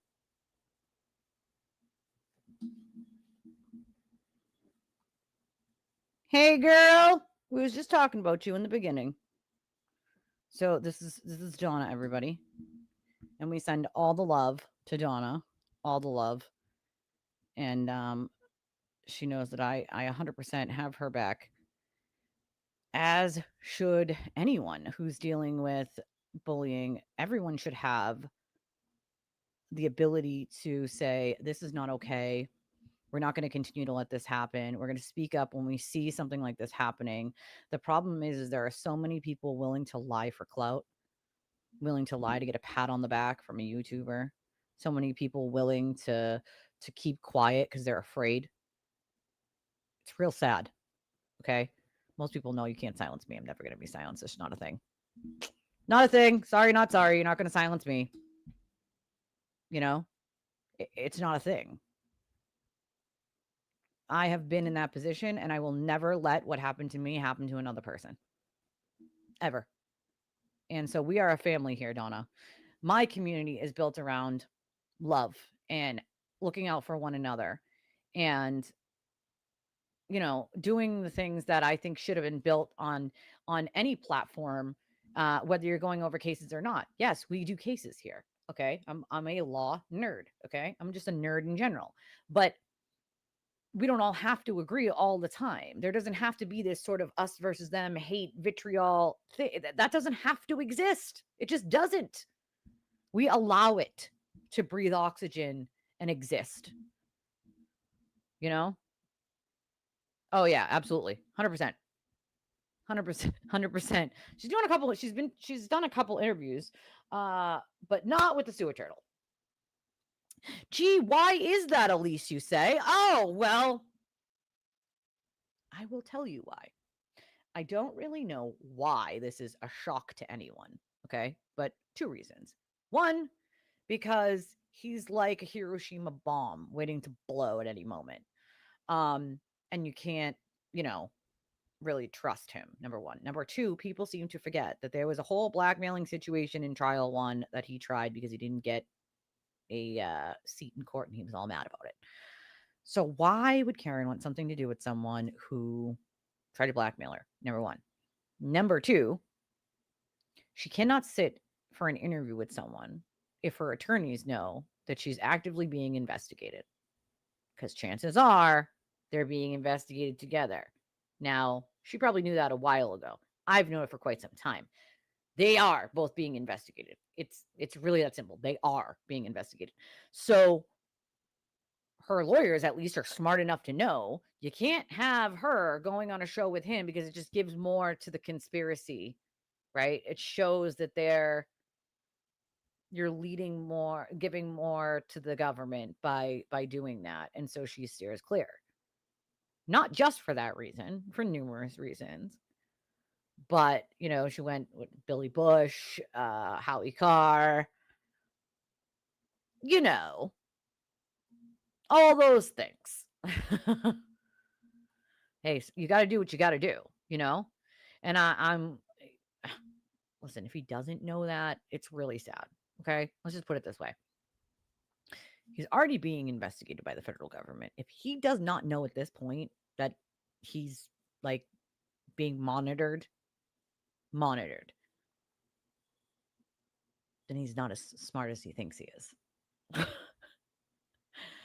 Now, on top of that, you're dealing with this order that he has, that Donna has in New Jersey that was ordered.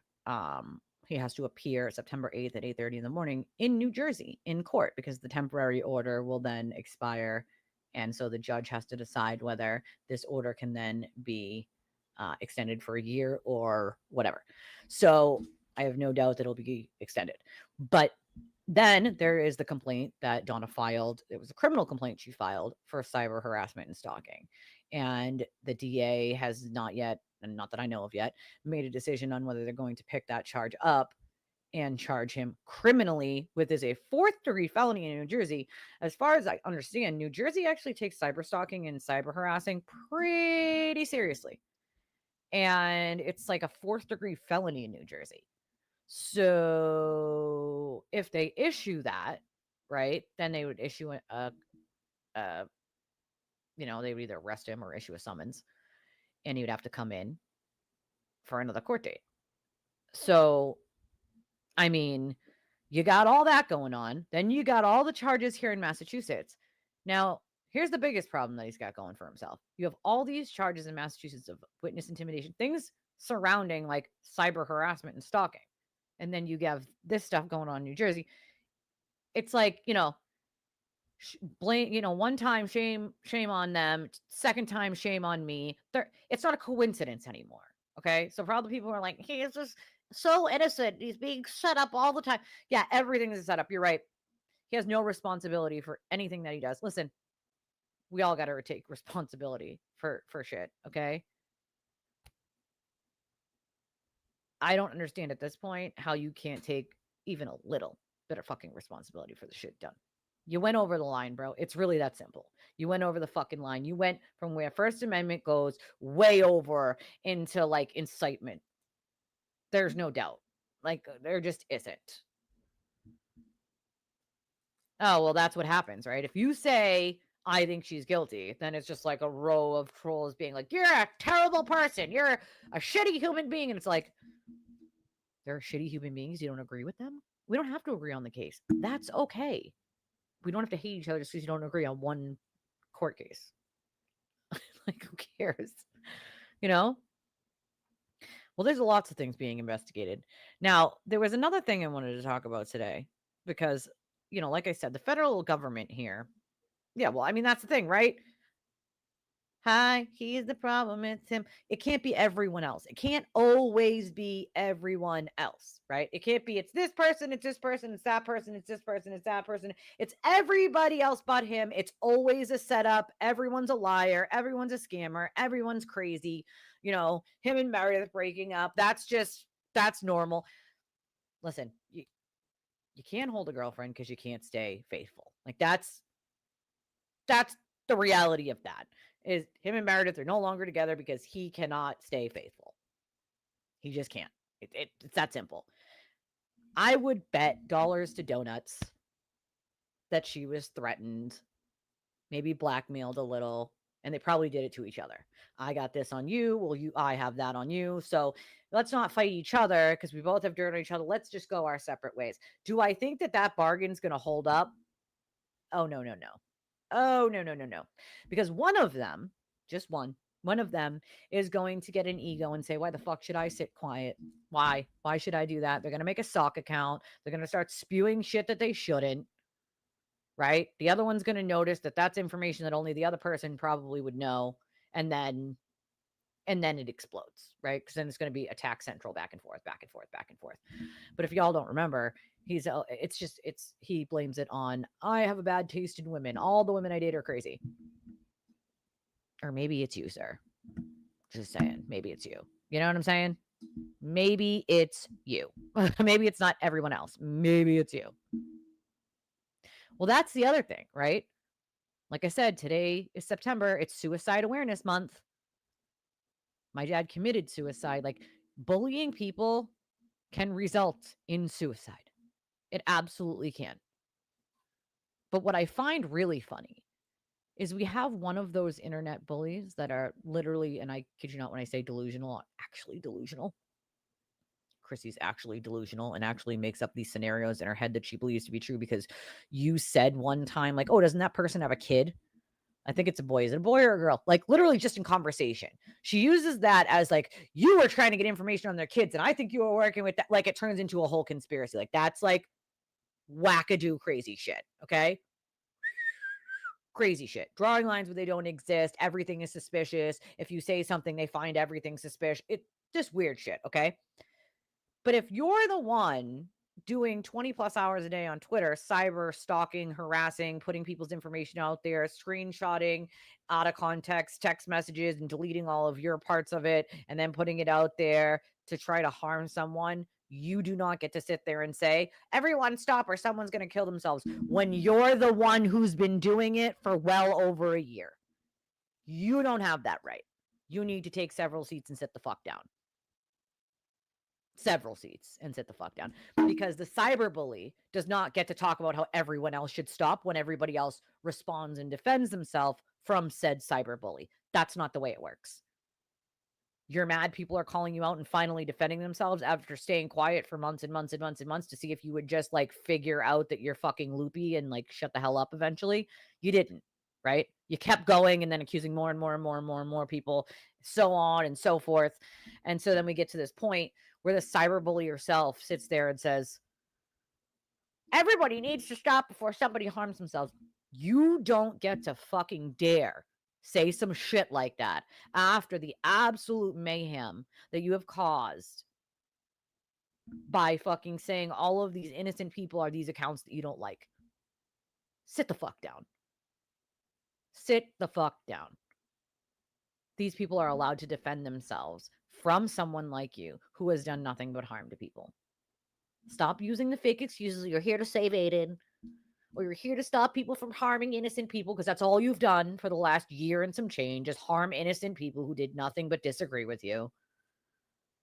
And again, we have more than just Christy doing that, right? There's a multitude of people out there doing that. If you find yourself doing things that are cyber stalking, harassing, fucking stop. Fucking stop, because someone is going to harm themselves and you're going to be the fucking reason. I do not support that. I don't. I do not support anybody who does that shit. Sorry, not sorry. But if you're actively attacking people online constantly, you do not deserve for anybody to have your fucking back, because it's wrong. It causes severe mental health damage and regular damage in people's lives. You do not get to do that. No, it's Christy. Christy just constantly, when like anybody defends themselves, DJ, she loves to be like, well, everybody needs to stop because somebody's going to harm themselves.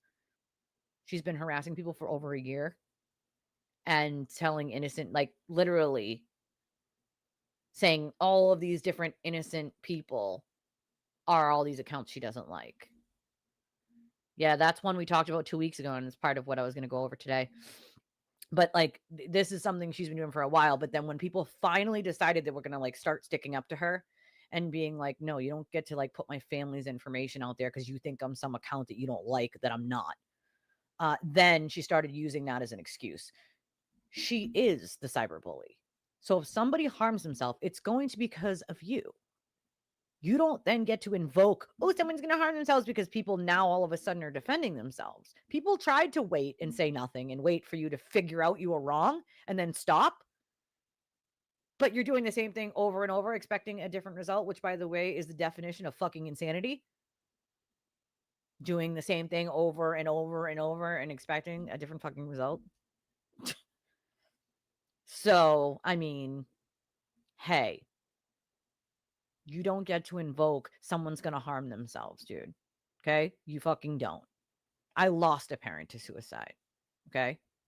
I'm lucky enough to have two dads. All right? My biological dad, who I didn't meet until I was an adult, until I was 18. And my dad, who took care of me my entire life, who taught me how to tie my shoes and ride a bike and be a good person and fix a car and be a good big sister. Okay? That man took his own life. I've lived what suicide does to a family. You don't get to fucking speak on it while you're being a bully. That's not how this works.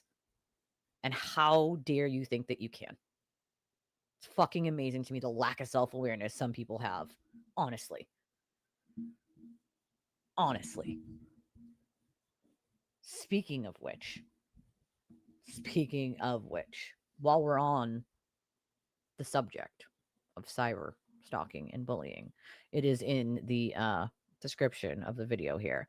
Unknown number. Now, if you guys remember, 2 weeks ago, I went over this case with you about the mother that cyber stalked and harassed her own daughter and her daughter's boyfriend for over a year.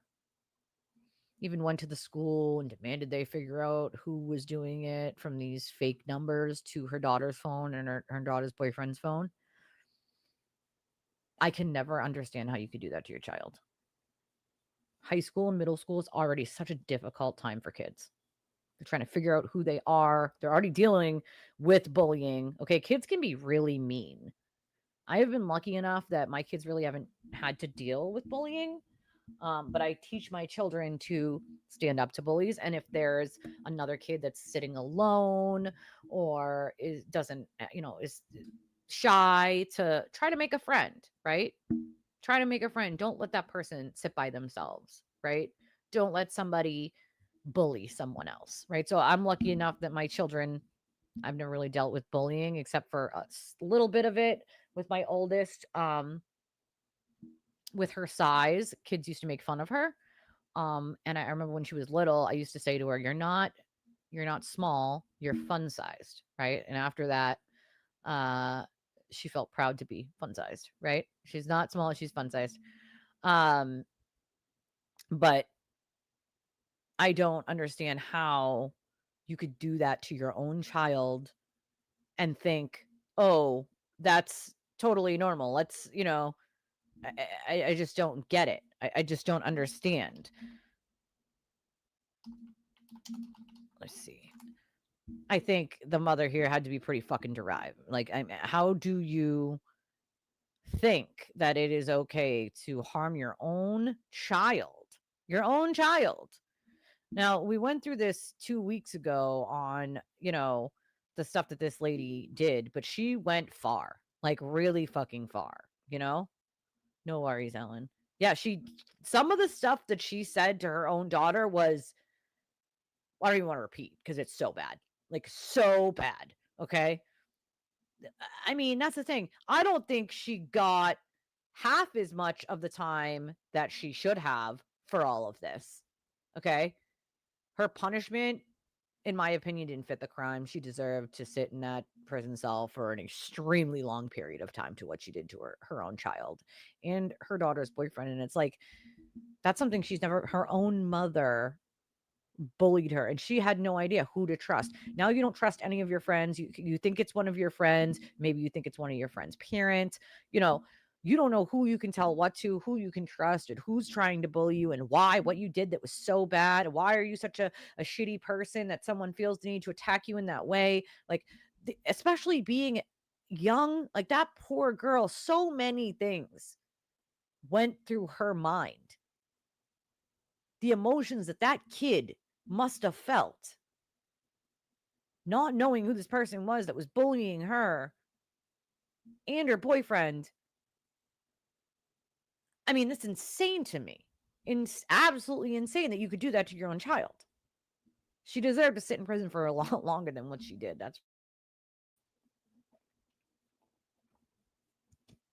Well, I'll tell you how. So, for instance, I'm actually friends with 3 of the girls that he's dated and or seen. One of them didn't really know much about. Here's the thing.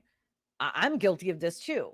Not really doing my research on who he was, like, as a person. Really just knowing that, like, hey, he did like a YouTube show. Not really know. Like, he used to do sports. So a lot of people who haven't listened to him in a while just assume it's sports related because they knew his website was like, it was called Turtle Boy Sports. So people just assumed like, oh, he's just another blogger, YouTuber, whatever. So some people just don't know. They really don't know. And personally knowing some of them are some of the smartest, best people I've ever met in my life. I'm not going to say that some of the women he dates aren't fucking cuckoo bananas, because in my opinion, Meredith is cuckoo bananas, but that's not here nor there. None of his other exes made 700 fucking sock accounts to disparage other people and perpetuate lies, but she did. And attack people, but she did. So that tells you the level of what we're dealing with. But I think, some of these women, they didn't do, like, listen, I never Googled a guy to be like, what falls under his name if I Google his name? A, someone else could have the same name. B, I don't want to be that kind of judgmental person. For someone who made it through addiction, sexual assault as a child for a couple years as a kid, and then domestic violence and addiction, I don't want to be that person that judges someone, about something that happened in their past. I want to know who you are right now, right? Right now. I want to know who you are in this moment. I don't want to know the horrific things that happened to you or that you made it out of it. If that's not relevant to who you are, then I don't care. Um Obviously there'd be a few things I would fucking care about. Common sense. But what I'm saying is stuff like that. Like, so I don't happen to Google. I've been with my husband 11 years though, so I don't really need to. But you know what I mean? Even when I was dating, I didn't Google the guys I was dating. And I'm like, I want to Google you and see what's going on here. Most people don't. And he wasn't really, and he still isn't. Most people don't know who the fuck he is, to be honest. He's before this case, most people had no friggin' idea who he was. They might have heard the name before, but not really like what he did or how he did it or what kind of person he was. Most people didn't really know, right? Um, and narcissists are very good at hiding who they are. Make no mistake about it. When it comes to you thinking like, oh, his online personality is not the same as what he is in person. And I've actually heard people, there's only out of all of the women that I know of, which is six. Um, I speak to four out of the six that I know of, four of them are good people. Two of them, one has no self-esteem, one's fucking insane. So, I mean, yeah. But also, I have heard almost all of them say at some point in time, except one, because I've never really spoken to that one, that, oh, he was different in person, than he was online at first. And then the true colors start kicking through after a bit. And that's usually how it works with a narcissist, unfortunately. Been there, done that with my abuser. That was many moons ago. But I remember it well. They don't, they don't tell you they're an asshole in their forehead. And not knowing who he wasn't really rare back then because up until Meredith, really, nobody really did know who he was. Most people knew of like Turtle Boy Sports. Maybe they knew the name, or maybe they heard him doing like a live stream once or twice here or there, but it wasn't a name that everyone knew, or nobody, even if they knew who he was, they didn't know like who he was. They knew like he might do YouTube streams or he might write blogs, but they didn't know who he was like as a person. And I think that's important differentiation because to differentiate that they're not um people that were like, oh, we automatically know who this guy is and everything he's about, Um I have to sort of give them what I know because I know them personally, so I know the stories. And I don't think any of them Googled him or any, as far as what I understand, most of them, one of them only knew him from the beginning of like the Kearney case of sort of covering the very beginning part of it. One of them really didn't pay attention much to his online presence at all, didn't really know much about it. And one, that one's a really complicated story, but nonetheless, none of them Googled him. None of them really knew who he was as a person until sort of being with him a couple months. And then like the true colors started to show. And at that point, you're now threatened. So what do? You're stuck. You're stuck. And when you do get out, it's going to be a hellstorm. Now, when you do get out of that relationship, you're going to be bashed into oblivion, shamed, lied, et cetera, right? It takes two people to be in a relationship. A relationship doesn't always fail just because of one person. I mean, I've never heard him take responsibility for a fucking thing. And let's make something abundantly clear here. He has never remained faithful in any of these relationships, including with his wife.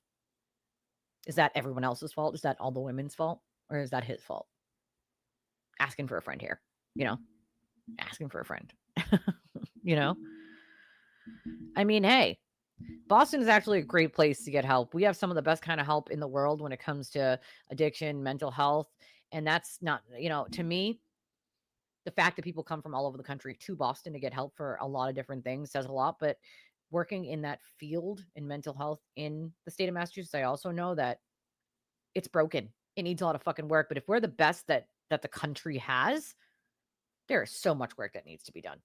when it comes to mental health. There is just so much work, mental health, addiction, like all of it. There is just so much fucking work that actually needs to be done when it comes to those scenarios and those situations, because there is so many things that just get left out to figure out with these people, especially when it comes to mental health. Somebody needs mental health help. Normally it's right now. It's not 2 weeks from now. It's not a month from now. It's usually, right now. And it's kind of crazy to me that they'll tell you, oh, there's a 2-month waiting list. I'm trying to get someone in with a therapist and they're telling me it's a 2-month waiting list. Well, this person needs a psychologist and meds now, not 2 months from now. And then, inpatient, that depends on if there's a bed, what insurance you have, so on and so forth. And there's just so much left to be desired in the mental health system that you end up having these people that end up where? In the prison for the criminally insane. And I'm not aware of a prison that there is for the criminally insane for women. Framingham is, one of our oldest prisons. It's a state prison. Norfolk County didn't have a county prison. So if you got county time, you went straight to the state prison. So I worked in a men's prison. It was all full-grown men. So I'm talking about, criminally insane men. Criminally insane women are a whole nother fucking ball game. Okay? A whole nother ball game. And there isn't even like a facility that I know of, a criminal facility, that it has to be dealt with like in its own psych unit in a regular sort of prison setting. They don't get like a special place like the men do in the state of Massachusetts to go to. And, a lot of the times you'll find people that will just fake it to get into the prison I worked at because they get a little bit more privileged than some of the other prisons. Like certain things they're allowed to do that they're not allowed to do with the other ones. It's called malingering. We got quite a bit of malingering. But just working in that field, I know that there's a lot of work that needs to be done. Oh, you could be in the ER psych for days because they don't use, like, you could be put in the ER for a psych issue, but they don't treat your psych issues there at the ER. You have to go to a psych facility. So you could be there days or a week before they actually find you a bed or a facility to put you in. I mean, what? And as long as you tell them, so for instance, say your family, you're saying like you're having suicidal and homicidal ideations, right? And your family calls and says, we need to section 12 this family member. They're saying they're going to harm themselves and other people, right? Court, you get the section 12 warrant. They come and they pick you up. They bring you to the hospital. You're locked down there for a section 12 in this mental health room. Usually the doctor comes in within the first like 6 hours, talks to you, and then they come back after those first 6 hours. And if after the first 6 hours you had the conversation with them and you were having, suicidal and homicidal ideation, say you get, the doctor comes back the second time. If you say, you know what, doc, I was just kidding. I don't actually want to hurt anyone. Any crazy person knows that's all you have to say, and they'll release you. And that's normally within the first 12 hours. A section 12 can only hold you for 72 hours, 3 days. And that's the maximum they can hold you for, 3 days. What the hell? That's not even enough time for meds to work for someone, 3 days. Okay. But 9 out of 10 times you are released from that section 12 hold within the first 24 hours. It's rare that you're there for the second or third day on a section 12 hold, because all you have to tell the doctor is that, nope, you don't want to hurt yourself or anyone else anymore. And they'll let you go. Even if you're just saying it to get out of there so that you can go hurt someone else or yourself. Is that not insane? That's the way it works. That's what I'm saying. Like that needs to happen. Like that stuff needs to happen. Hey, Casey, it needs to be reformed because that can't keep happening. In every state obviously is different with what they use for psych holds and what the laws are for how long. And, but in Massachusetts, that's the law, 72 hours. And 9 out of 10 times you're released in the first, 12 to 24, I'd say. Sad.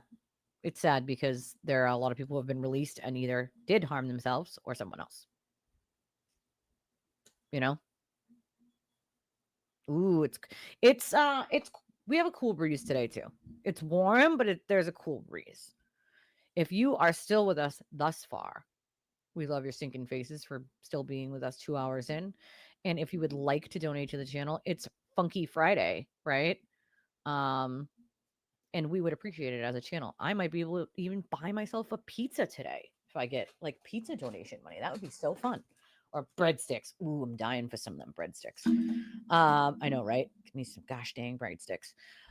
But you can do so one of a bunch of different ways. Obviously, you guys know the best ways are these ways: Cash App, Venmo, PayPal, because those go straight to me, and anything through YouTube takes over a month, and that's really annoying. But Cash App, Venmo, PayPal, Revolut, and then hey Sean, I appreciate you, my dude. Everybody say hi to Sean. He said he's on the road listening in the car. He's way behind, but keep telling the truth. We appreciate you, Shano. Thank you for your $20 super chat. We appreciate you. But most of you know, yes, the best way is Cash App, Venmo, PayPal. And then we have a link there in the chat. It's on the top, and you can use credit or debit. You don't have to have any of the payment apps to do that. You just click on it and use your credit or debit card. Those are always the best options. It's either the link that we have or the Cash App, Venmo, PayPal. And we appreciate it. We do. We love all our subs. And that includes Sean. Sean's my buddy. And you know, I knew poor Sean would get so much shit for telling people we were friends way back, and he was like, I can never forget that text message. I don't fucking care. He said, I don't fucking care. Like, hey, it's your funeral, bub. It's your funeral. But I was thinking about maybe doing a show with Sean, so we can talk. You know, I'm interested in here. I want to hear about some of Sean's work in the DEA. As I don't know if most of you know, but Sean is retired DEA, and he has lots of great stories. And I got some questions right about some time that he spent in Peru, and I think it would be a good show because it's interesting shit, right? Like from the outside looking in, it's interesting shit. Now there is some stuff going on with the federal government that's shady. I mean, well, let's be clear here. The federal government's always shady, period. Okay. But we have the Epstein list that they're not giving out. Clearly, they are hiding names from us on the Epstein list for very clear reasons. They're either, you know, politicians, celebrities, connected people, billionaires, millionaires. So clearly, that is the reason that all of the Epstein list is sort of being held hostage from us, American people here, from the federal government. But there's something more even nefarious going on, right? And I don't know, let me see if I can find it real quick. I don't know if any of you have heard of this case before, but it's something I wanted to touch upon because I think it's interesting, and not only interesting, but fucking disturbing that the federal government can go to the levels that they can go to basically bankrupt you and then drop the charges. Now, has anybody ever heard of John? He was a CIA agent. Who basically was like a whistleblower. And the federal government went after him, even though you're supposed to be protected as a whistleblower. Okay. And he went to jail, took a plea deal on like the misdemeanor or a lower charge, even though they tried to like charge him with like espionage and all this BS because he blew the whistle on the CIA. And his name's John. I hate his last name because I'm not really sure how to say it. It's Carico. I forget how to say his last name, but he is one of the most interesting people I have literally ever listened to when it comes to listening to his time in the CIA and some of the shit that they did. Now, he blew the whistle on the torture program. And so they did not like him because he sort of blew the whistle on the illegal torture program that we had going on. And hey, we're not allowed to torture. It's that simple. Why are we doing shit we're not legally allowed to do?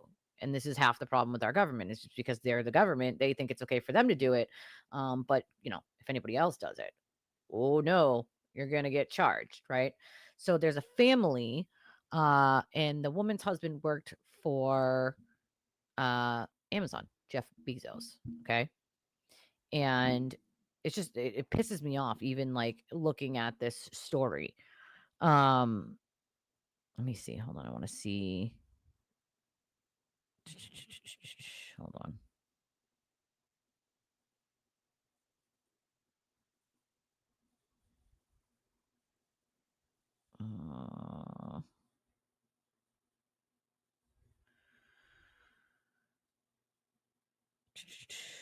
It's got to be here somewhere. Gosh dang it.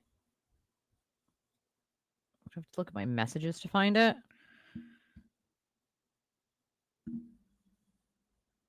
Maybe, possibly.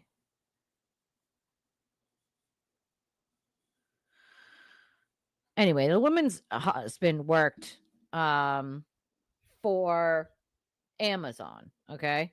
And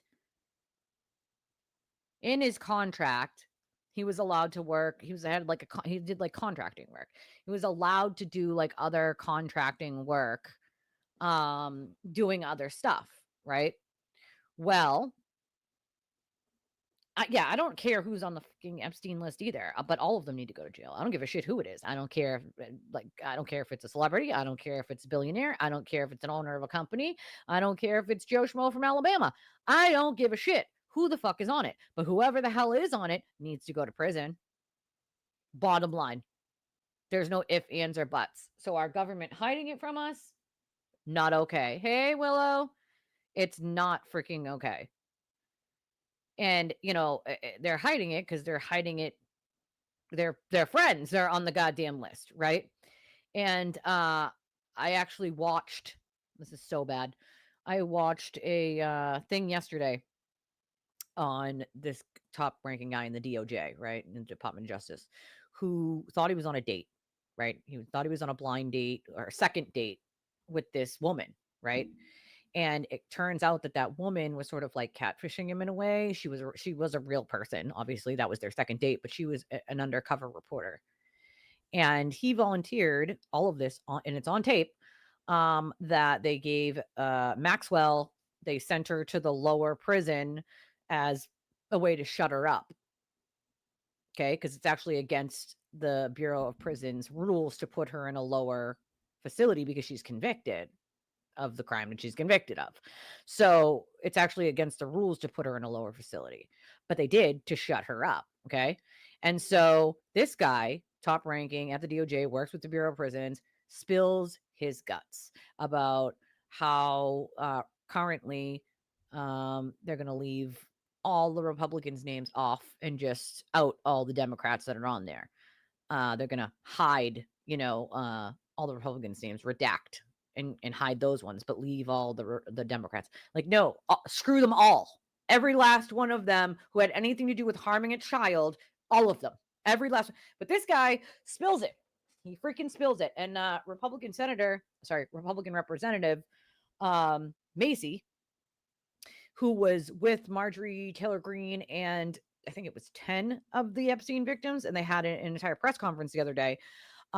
He has a legislation that he's trying to pass that his own people, his own representative colleagues are telling him in private, like, listen, we want to vote for that, but we can't because it's like political suicide. Basically, Donald Trump is saying that we can't, we don't want to go against this political machine. And like, sorry, we want to have your back, but we can't have your back. And it's like, what, dude? I don't care. Listen, I don't care what party you're a part of, whether it's independent, Republican, Democrat. I don't care. We don't normally do politics on this channel, and this isn't really about politics. This is more about the Epstein list itself. But this is what happened. So I'm just telling you guys what happened, right? Literally, you know what? Let me just show you the video. How about that? How about I show you the video so you guys can see what I'm talking about here? Hold on.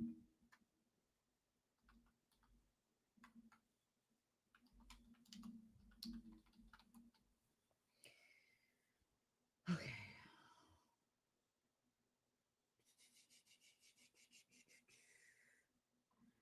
As I think you guys really honestly need to see this, honestly.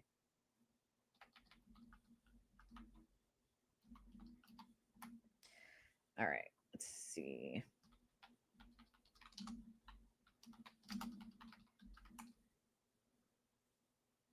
Yeah, wrong is wrong. I don't give a shit what side of the aisle you're on. These are children we're talking about here, okay? Freaking children. I don't give a shit what political party you're a freaking part of. Wrong is wrong. You do not. No. Absolutely freaking not. Absolutely freaking not. Now, let's see here. Okay. I don't want the highlights. I want all the posts here. Why is it only showing me some of it?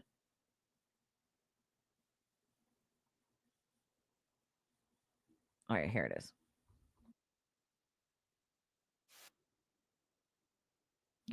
All right, now I gotta make it smaller for a second so I can get it actually on the screen for you guys to see. Keep your ears open because I'm not sure how good this audio actually is. But this is something you're gonna want to see if you already haven't. And I'm shocked that you guys haven't, to be honest. This is an undercover reporter. He has no idea that this lady is an undercover reporter he's on a second date with. Okay. All right. Here we go. Get ready to be like, what the fuck? Do exist. Yeah, thousands and thousands of pages of files. They'll redact every Republican or conservative person in those files, leave all the liberal, Democratic people in those files. I think they visited that Maxwell person. Yeah. And also involved. Got transferred to a minimum security prison too recently, which is against BOP policy because she's a convicted sex offender. They're offering her something to keep her on shut. That was the acting deputy chief of the Office of Enforcement Operations, Joseph Schnitt, telling a stranger about the FBI and DOJ's handling of the Epstein files. Schnitt, who works at a high level inside the Department of Justice, goes on to comment on the inconsistent statements, special treatment of Ghislaine Maxwell, and the blatant backtracking on promises of transparency. And what do you do for work again? I work for the Department of Justice. Okay. Been there like 23 years. I'm an analyst.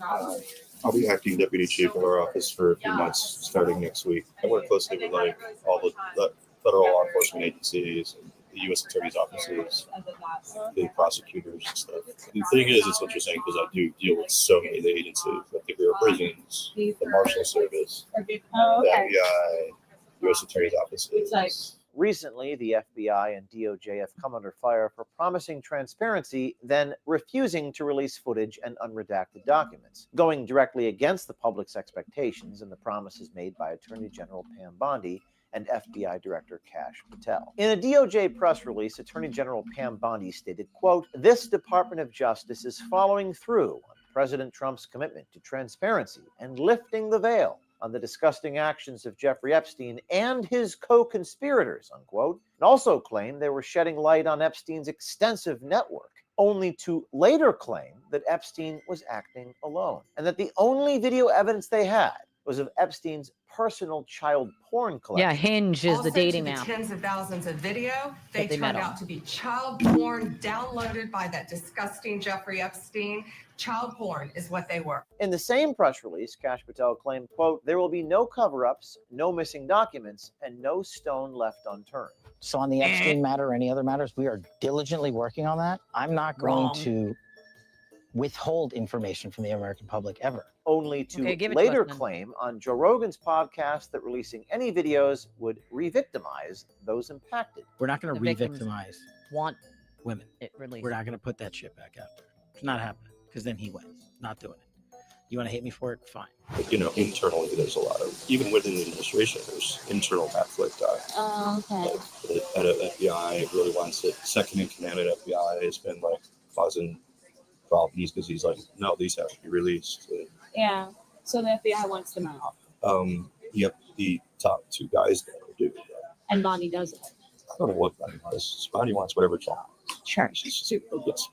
Why is there suddenly this internal conflict within the same administration that aggressively campaigned in 2024 to fully release the Epstein files to the American public? What new revelations did the DOJ and FBI make to now say that an incriminating client list does not exist? DOJ analyst Joseph Schnitt comments on these inconsistencies and informs our undercover journalist that even if anything was to be released, it would be heavily redacted in favor of the Republican Party, indicating that this DOJ official, Joseph Schnitt, probably leans Democrat.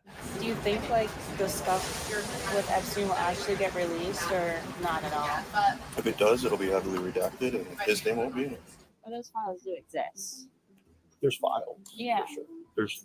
Yeah, thousands and thousands of pages of files. But again, if they're released in any way, it's going to be very redacted. They'll redact every And it was. Republican. This was a month or ago. This was conservative taped a month person ago. in And those then they files. We've redacted all thousands of delivered all I mean, they people released in those files. thousands of And have redacted a very files. slanted version of it come out where it's like, look at what he's doing without releasing any of their bad behavior. This is James O'Keefe. You know me for exposing the truth and holding the powerful accountable. But today, I want to talk to you about protecting your own freedom, starting with your finances. Right now, the warning signs are everywhere. Right now, interest rate for most your gold, independent, known to tap and heroes. And listen, right now, the first Sorry, I'm 50 customers get a $1,000 credit to in the mood for his ad. Go to O'Keefe Media for this blah, blah. AAEEFE MediaGold.com or 833-324-GOLD. Again, that's O'Keefe that was the end of it. MediaGold.com or 833-324, because freedom isn't given. You own a piece of it. Great, wonderful. Give us the rest of the story.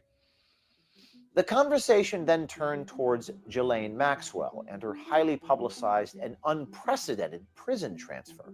They visited that Maxwell person Yeah, and also involved. she got transferred to a minimum security prison too recently, which is against BOP policy because she's a convicted sex offender, and they're not supposed to get minimum security prisons, which is an Nope. interesting detail because she's getting a benefit, which means they're offering her something to keep it on shut. The difference Shocker. between a low security prison and a minimum security prison is that minimum security prisons are designed for non-violent offenders with short sentences. They often have no perimeter fencing, and inmates are housed in dormitory-style rooms. We looked into the Bureau of Prisons policies, and Schnitt's claim is in fact correct. Convicted sex offenders are historically ineligible for minimum security facilities.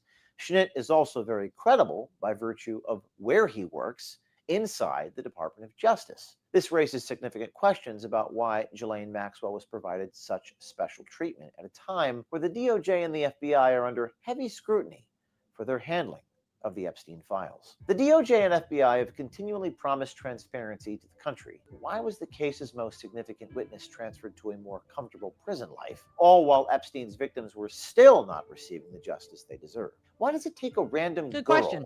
in Washington, D.C.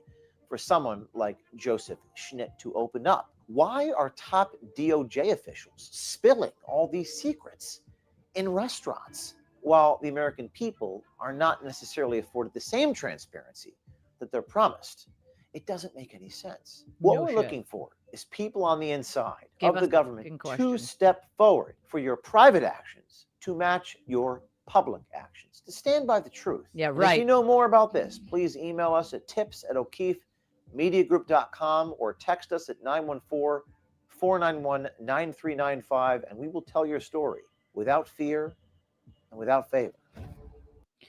So the other interesting fact of all of this is this undercover video was taken a month ago. Okay. A month ago. Like, again, we don't usually do politics here, obviously. This is just kind of like what the Epstein files is about in this video. But this is a serious problem. The American people deserve to know who the fuck's on that list. I don't care who it is. Celebrity, politician, judge, Democrat, Republican, independent. I don't give a shit. Donkey, cow. I don't care. Okay. I don't care. I want to know who the fuck is on that list, and I want them prosecuted to the full extent of the law. Now, here is where it gets real fucking interesting, right?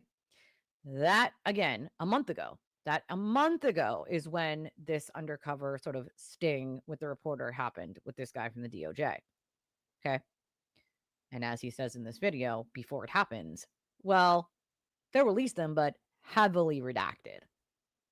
Just a week or so later, they heavily redacted and released thousands of pages, which were basically not readable because they were so redacted to hell. Okay. So we got basically no information, right? Then, if you guys saw the press conference, this is where I think you guys need to hear do you from support is it the this guy. So he's from Kentucky, and he is a representative from Kentucky. And what he has to say here is quite freaking interesting. Republicans fear Trump so much, but they agree with you privately. How they just talk about that for a minute? Yeah, is that it? That's it. That's it in a nutshell. I don't think my colleagues are happy about covering up for pedophiles, but that's what's happening. And it's so sick and twisted. The reason they're doing it is because they're terrified of President Trump's political machine. He's also gone as far as to say, oh, this could endanger the survivors. But that's false. Every survivor was asked, do you support the Massey's legislation? And they all raised their hand. What is your price? Because if your price is not your life, then you are for sale. Welcome back to the Price is My Life podcast. Today we are off location live in Washington, D.C., and I'm with Congressman Thomas Massie. Thomas Massie, an MIT-trained engineer, inventor, farmer, and one of the most independent voices in Washington, coming fresh off the heels of his press conference yesterday with Jeffrey Epstein survivors, representing Kentucky's 4th district since 2012. He's known as Mr. No. Is it Dr. No or Mr. No? Mr. No. Mr. No. For his willingness to stand alone against trillion-dollar spending bills, government overreach, and even presidents from his own political party. From building a solar-powered off-grid farm to leading the bipartisan push to release the Epstein files, Massie has lived his life by principle, regardless of what you think about him. Liberty isn't negotiable to him, even when it comes at a cost. Congressman, thank you for the Price is My Life podcast. We have like 30 minutes. Usually it's 3 hours, so we're going to do lightning round. How do you think it went yesterday? I was told it's the biggest press conference on Capitol Hill in the last 5 years. So we had several major networks carry it. Most importantly, the survivors had a platform, and nobody can call this a hoax anymore. I was shocked myself. I was hoping the survivors would compel my colleagues to co-sponsor my effort to release these files. But what I found out is it emboldened me to redouble my efforts, because I was driven to tears, really, listening to their stories. And you know, I watched the press conference. I was physically there. I was walking around. I did. Were you wearing a disguise? Were you the blonde? Actually, I did have a wig. Okay. I did have a wig. I was not physically in the gaggle with you. I was off to the side, and I released a video about it yesterday. There was a lot of, you know, left-wing agitator types there, believe all women, and talking about Clarence Thomas and Brett Kavanaugh. And I just noticed a lot of what I would characterize as like liberal activists, maybe perhaps using that to their advantage. What are your thoughts on that? Well, we had the bicycle barricades set up. Don't worry, Ren. I just don't want people going at each what other. What happened inside of the bicycle barricades? Like, there are people claiming that other people at our press conference, and even spoke from the microphone. All we had speaking there were three members of Congress, myself, my colleague Ro Khanna, and my colleague Marjorie Taylor Greene, the 10 survivors, and 2 of their attorneys. And what do you think is going to happen? Are people going to sign on to this? This is crazy. Almost certain we're going to get to 218 signatures. That's the threshold we need to force a vote on this. And at that point, right now, they're going to hate me for breathing air up here, because Republican members of Congress are going to have to choose which version of Donald Trump they want. Do they want the Donald Trump who ran for office, and his vice president who said they would release the files, and his attorney general who said they would release the files? Or do they want the Donald Trump who says now it's a hostile act if anybody co-sponsors my resolution? In short, why is the president taking that approach? I think he has rich and powerful friends who maybe they're not going to be indicted when this is released, but they'll be embarrassed. This guy's and I also think there's a person in his administration who's going to be embarrassed, Acosta, who was part of the first plea deal. That was the U.S. attorney? Yeah, he was the U.S. attorney when Epstein got off easy and then recommitted all these crimes. Like, there are hundreds of victims because Epstein basically went back to his predatory ways after he got that light sentence. So I think that's part of it. And finally, there's government intelligence. Epstein had ties to that. And I don't think the American people are ready to, they're not going to accept lightly the fact that this guy who was a pedophile was working with our own intelligence agencies and those of foreign countries. This is James O'Keefe. You know me for exposing the truth and holding the powerful accountable. Project, you know, after she released the phase 1 binders, is that Yeah. And also in that. Yeah. With American dollar credit, 8833. Sorry, I'm skipping over his ad. We released a tape. We are about to release a tape. As of the time of this filming, it No, they hasn't been didn't released release yet. it And I just want to get until your reaction. After This is a happened, guy named obviously. Joseph But it was Schnitt, already acting deputy chief inside the DOJ. filmed. And I'm just going to play a clip here. They'll redact every Republican or conservative person in those files, leave all the liberal Democratic people in those files. I think they visited that Maxwell person. Yeah. And also in that. Got transferred to a minimum security prison too recently, which is against BOP policy because she's a convicted sex offender. They're offering her something to keep her mouth shut. That was the acting. Okay, so that was someone high up in the DOJ saying they're offering Ghislaine Maxwell something to keep her mouth shut, saying the Epstein files do exist, saying there's thousands of files and they'll redact every Republican person. This guy is pretty credible because he works in the Office of Enforcement Operations. He's kind of an intel guy in the DOJ, working with the Bureau of Prisons. What's your reaction to that? When was that filmed roughly? About a month ago. Yeah, well, he's right, I think. Well, I mean, why would he be lying, first of all, if he didn't know he was being taped? But it's turned out he's right because the DOJ has released some files. That first, Heavily the Attorney redacted. General said there's nothing left but child porn in their possession. When, you know, after she released the phase 1 binders, Pam Bondi.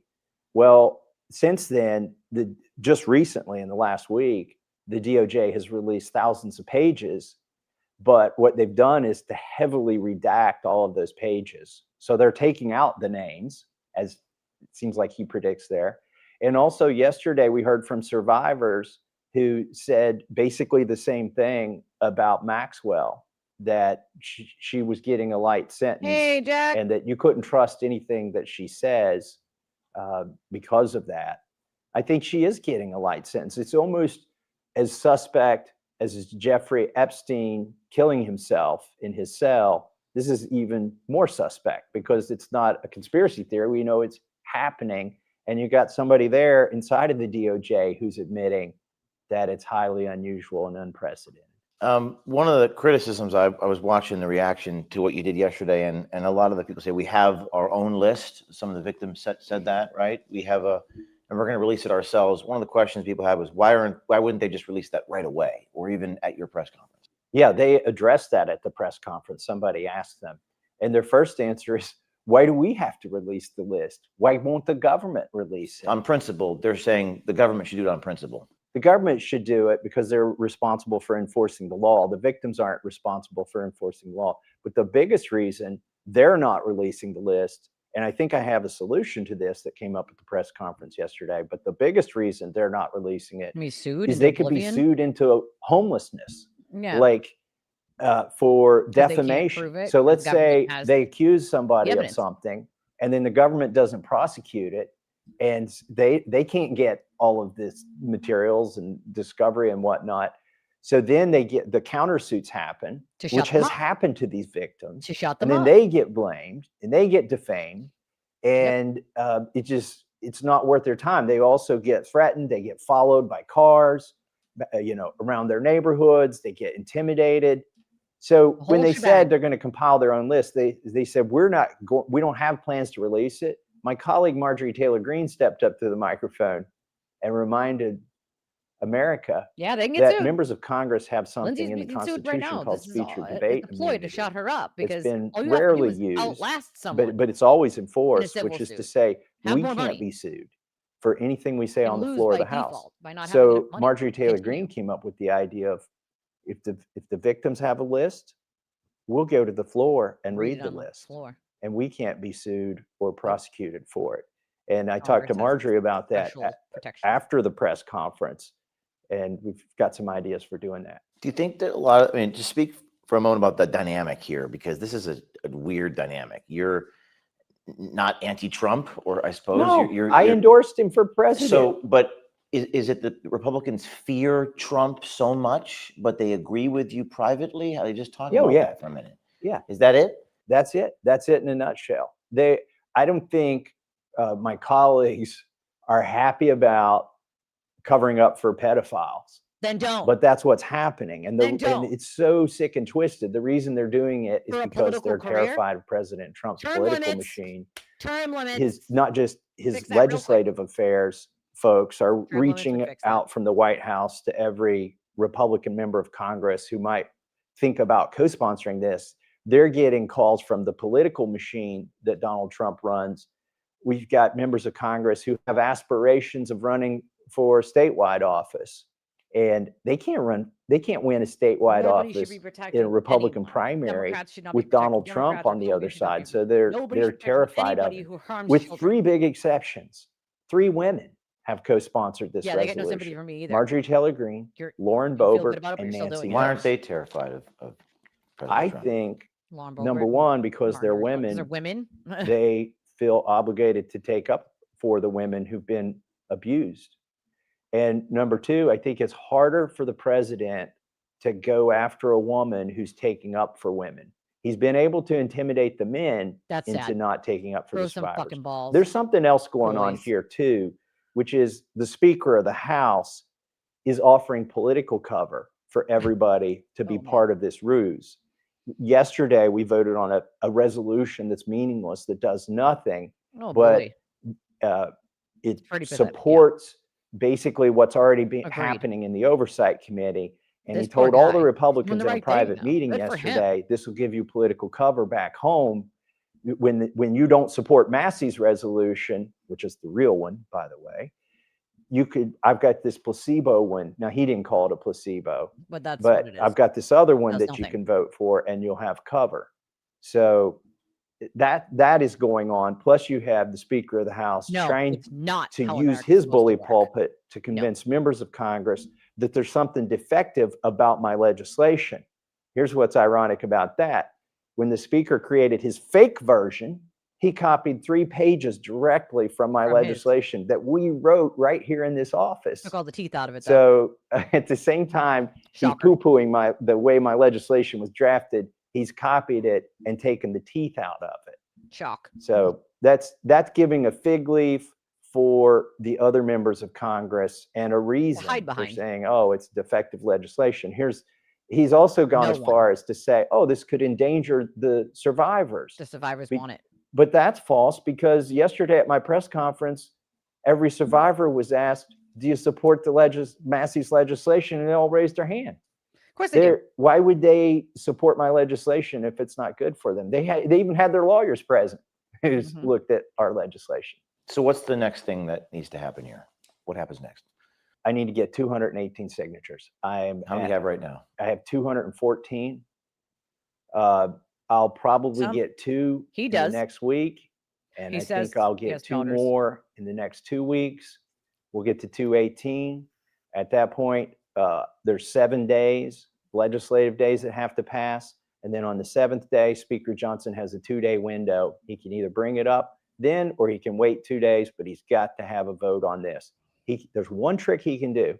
He can try to change the rules of the House. See, I'm using the So rules crazy. as they are written, which says if you can get 218 signatures To on try to something, you change can the rules of bypass the the House. Speaker. Insane. He could get the Rules Committee to change the rules mid-Congress.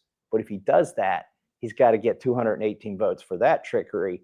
That becomes the vote of record of hiding the Epstein files. So he's kind of boxed in here.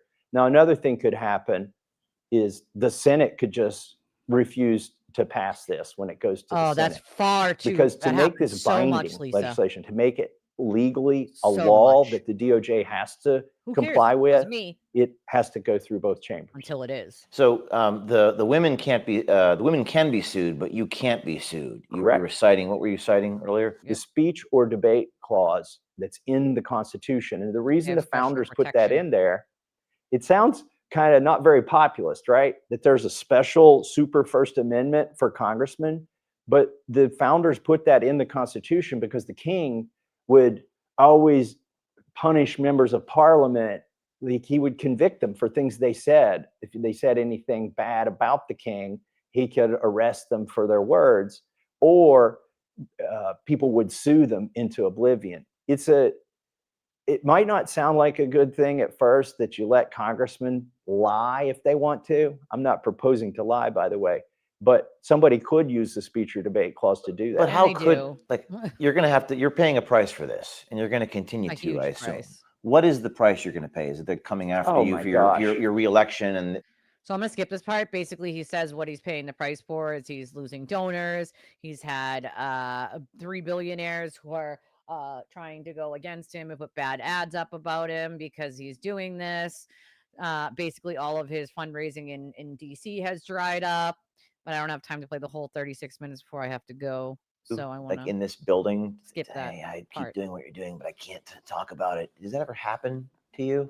It happens every week. Happens every week. Yeah. All their People are like, And you have to protect their confidence. You have to protect their anonymity because they're confiding in you that they secretly support you, but they don't want to say can't do so anything publicly, publicly. for example, right? yeah, I mean, if I were Coward. to say that, then So they would never cowardly. confide in me again. And those are my closest friends. Friends, Your though. closest The friends. only, Don't call them you your know, friends. your enemies up here don't come and say, Shitty I friends. think what you're doing is right, but I just I can't can't be do it? with you. I can't die on this hill. It's a hill to but your die on. friends It's something do. that's right. Do you think that those people, without naming any Not wrong. names, do you think that This is what's they wrong with our should country. be more brave and say it publicly, or it's just the Yes, they nature should. of politics or the nature Fuck of human politics, nature that's that the you problem. can't be public with that? I mean, obviously, I would like for them to join me.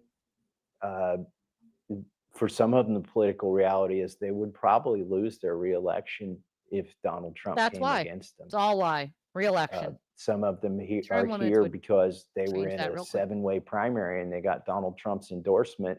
And that was their major redeeming factor in an election where there was no incumbent. So people went with the Trump candidate. And now they're incumbents, but they haven't been here very long. And so they haven't built trust with their constituents yet. And by the way, I might be losing my next election over this. But he doesn't care. You got to, That's- you kind of got in a minute, you He have doesn't to care get in a headspace if where he you're loses. okay with that. And too many of my colleagues are not not. okay with losing their next election if that's what it costs. Um, You said, what's the name of your podcast? Price is My Life. The Price is My Life. Look, it's not even our life, right? The price is my reelection, I would say. So you are resolved, or you are okay with Good for that him. possibility Good. Yeah. for him. psychologically. Yeah, but and then, when I was at this press conference yesterday with the survivors, I got to thinking, for these survivors, the price is their life. Yep. Like this could ruin their lives Yep. by speaking out yesterday. Yep. Sure And can. And it Here will. we've got members of Harm them. Congress who won't even And it's take their a risk job. in their next election to And do it's the their right thing. job. Protect America. We have 5 minutes before you have to go vote. That's for Again, Americans. this is a That's lightning just round of horrible. Price is My Life. We could talk for 3 Sorry hours. if my answers are too long. No. If maybe we'll have you back in studio at some point. But you and I spoke recently, and you told me a story. And if you could just recount it briefly, to the extent you can share, because that was so fascinating, of going inside the skiff. That's a secure, compartmentalized information facility, and I think you were approving budgets, or some of it was classified. Yeah. You told me a story about bureaucrats. Can you just recount that story briefly? So there's a classified annex to the budget. And a lot of my colleagues don't even know this. Like when they're voting for the classified annex, they don't even know that's what they're voting for. But if you're paying attention, you realize, oh, I've got 1 week, I can go read the classified annex in a skiff. They don't allow you to bring pen and paper in. They don't allow you to take pen and paper out. You can't bring your phone in. You got to lock it in the locker. You can't bring your staff in. You can't bring your staff in. Imagine when you get in there, you have no smartphone and you have no smart staff. So it's only your own wits. And you can't even bring a pencil and paper or a calculator. And they go in, they let you have a sneak peek at this budget, at the classified annex. And it's basically all the clandestine things that the U.S. government does. And I can say this, it's tens of billions of dollars. Huh. I can't give you the exact number. And it's mostly code words. And by the way, there's maybe only a dozen out of the 435 people who ever go down and look at this thing. Code words? Code words for each of the projects. Like military projects? Yeah, like, I don't know, Project Phoenix. Okay. Operation. So I'm sitting there Baloney. reading this thing with three, I'll call them members of the committee staff, the Intel committee staff, watching me read for this. being a man But they're of ostensibly integrity. they are there to help me understand it. Mr. Massey. So I'm reading Bravo. this and I'm like, what is this Phoenix project Sticking up for that the survivors. has Good for you. $5 billion? And the three of them look at each other, the three who are responsible for supervising my observation of the budget. And two of them look at one dude and he looks at them and he gets up and leaves the room. And now there's two left. And he said, well, why did he have to leave the room? Well, Project Phoenix is above his level of classification. So he leaves the room, they bring out another binder that I'm sure most congressmen don't get to this other binder. Probably 12, you said, going on a 400 or something? Yeah. So then they open Insane. the other Do your binder. And they're like, jobs. well, here's Project Phoenix. They don't even read And about then- it. Like and you're then- voting on it without Well, knowing? within Project Phoenix, there's Project, let's call it Nest Egg. I'm like, well, what's Project Nest Egg? And why is there $1 billion for it? And the two who are left in the room look at each other and one of them leaves and like, let me guess, that the other person couldn't know about Project Nest Egg. Yep. So then they tell me about Project Nest Egg. Now, the only thing I have in there That's reference is a clock. And before I walked in, I had to remember what my next meeting was. And I'm looking at the clock and I've played 20 questions just to get down into Project Phoenix. And there's probably more binders if I knew the Crazy. right words to say, abracadabra, then I could get those binders. But this is how hard it is to know what's actually going on in our government. That's fucking insane. Wow. That How should much never time happen. were you in that room for? How much Like time? an hour, and just trying to drill down in one little thing to understand it. Now, when I was doing that, there was another congressman in there with me. And he was like, how'd you know to ask for that? I'm like, well, I don't know. I just thought we should ask You about went that. to MIT. Yeah. Well, This is yeah, James he went to O'Keefe. You know me for exposing the truth. MIT. That's why. Oh, we're running out of time. I have one more major. That's an insane story. And speaking of redactions, I sent you the FBI raid affidavit in my case, where they literally redacted every single word of the probable cause. That's the justification for the search warrant. In a case where they admitted there was no indictment, there was no crime. They redacted every single I think that was the word. woman I was trying to tell you guys about earlier. And it stands to reason that if they can't even be transparent about why they raided a newsroom, why the Department of Justice raided a journalism organization, they can't even tell you why they did that. It stands to reason they're not going to tell you, what really happened with Jeff Epstein here. So Not voluntarily. No. well, not voluntarily. And so what's hide it. happening right now is they are curating the release of material to the Oversight Committee. And I showed the chairman of the Oversight Committee yesterday the documents he was getting. I'm like, here's the flight log. It's completely redacted. Like, not all of the people on that plane were victims. I said, No. somebody had to fly the plane. Mhm. Like, can we at least know who the pilot was? Like, Right. it was crazy. Is it all just to protect sources and methods? That's my hypothesis. I think it's to avoid embarrassment for Embarrassment. some very rich and powerful people. And I think it is to some degree to protect sources and methods of which American people might Deserve. not approve of if they Yeah. knew their tax dollars were using those methods. Very last question, very quickly. What Like was your favorite torture? moment from your press conference yesterday? Oh, my favorite moment. I won't call it my favorite moment. I'll tell you what kept me up last night, like sick to my stomach, was when one of the women recanted her story, actually 2 women, one was in Florida and one was in New York, they basically told the same story. When they were 14, somebody in their high school said, "Hey, you want to go give a rich guy a massage and get $200 Oh, I bucks? remember this. I remember this story. He's got a really nice house and all this." And she says, "Sure." She goes, the door closes with Jeffrey Epstein. He sexually assaults her. He tells her, "Whenever I call you, you need to come over here and I'll pay you $200 again." And the thing that makes me sick to my stomach is eventually he said, "You got to go back to your high school and bring me another 14-year-old." And the girl admitted that she did it because, and she got $200 for doing it, but she didn't have to get sexually abused if she would bring him somebody else. Oh, he's about to cry.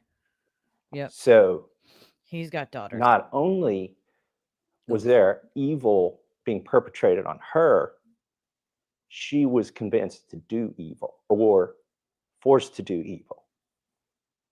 I think that's disgusting. And then what else we learned, this is very close to that same thing, is that once they got to be like 16 or 17 or 18, they were too old for Jeffrey Epstein. And he would farm them out to friends, not all of them, but some of them. He would facilitate other people to have sex with, sexually abuse them. This gets to the heart of this matter.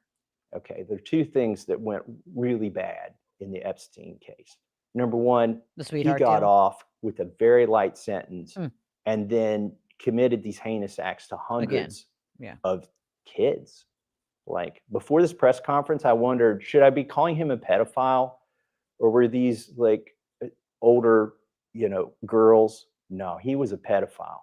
He didn't even want them once they got to the legal age of consent. So 2 things went really bad. For some reason, and Acosta himself, who works in the Trump administration now, said back when he was the prosecutor that Epstein was tied to government intelligence. Yeah, we know that. But for some reason, they let him go back out and recommit these things. And then the other thing that's really bad about this situation, which is what I want to get to, is it wasn't just Maxwell and Epstein who committed these crimes. There were other people involved. There were people that facilitated it. There were people who participated in it. And they should all go to none jail. of them have seen one day in jail. Nope. And a lot of those are still out there. Doing and whatever. the DOJ is hiding it. Wants you to believe they don't know who they are. Bullshit. That's preposterous. That's like, if you're an American and you're saying, and I have some colleagues who say this, they say, "Man, I just hear all that and my mind goes blank because I hear it so much. I'm tired of it. Let's move on." No. But if that's your mindset, you need to understand that the U.S. government has let criminals go free. Epstein at first, and then others they're letting still all now, sorts of criminals go free. because and the argument right now is for why they can't release these files is there are people in there who were associated with Jeffrey Epstein who shouldn't have to be embarrassed. Too bad. By being in a release of information. Oh well. The problem is within that list of people that they think shouldn't be embarrassed are actual criminals who should be prosecuted. Correct. And so one of the objections to releasing all this material, once you get past the fact that we are going to protect the victims, one of the objections is this embarrassment thing, but we got to get over that. We got to get all this out there and let people sort through, okay, this guy knew Jeffrey Epstein because he funded the scholarship that Epstein gave, right? Whereas this guy was a sexual predator. And I think we can get to the bottom of that. Thank you, Congressman, for your time today. Thank you, James. Okay, so gross, right? But clearly, as the American people, we deserve to know who the fuck's on those lists, and those people need to be prosecuted to the fullest extent of the law. I have a whole nother case I want to go over with you guys where the FBI got a probable cause warrant and went into this family's home and, you know, searched their home, went through their shit, they took them to court for years, bankrupted the family, all to not charge with a single thing because no crime was actually committed. Jeff Bezos is a part of it. He knew no crime was committed.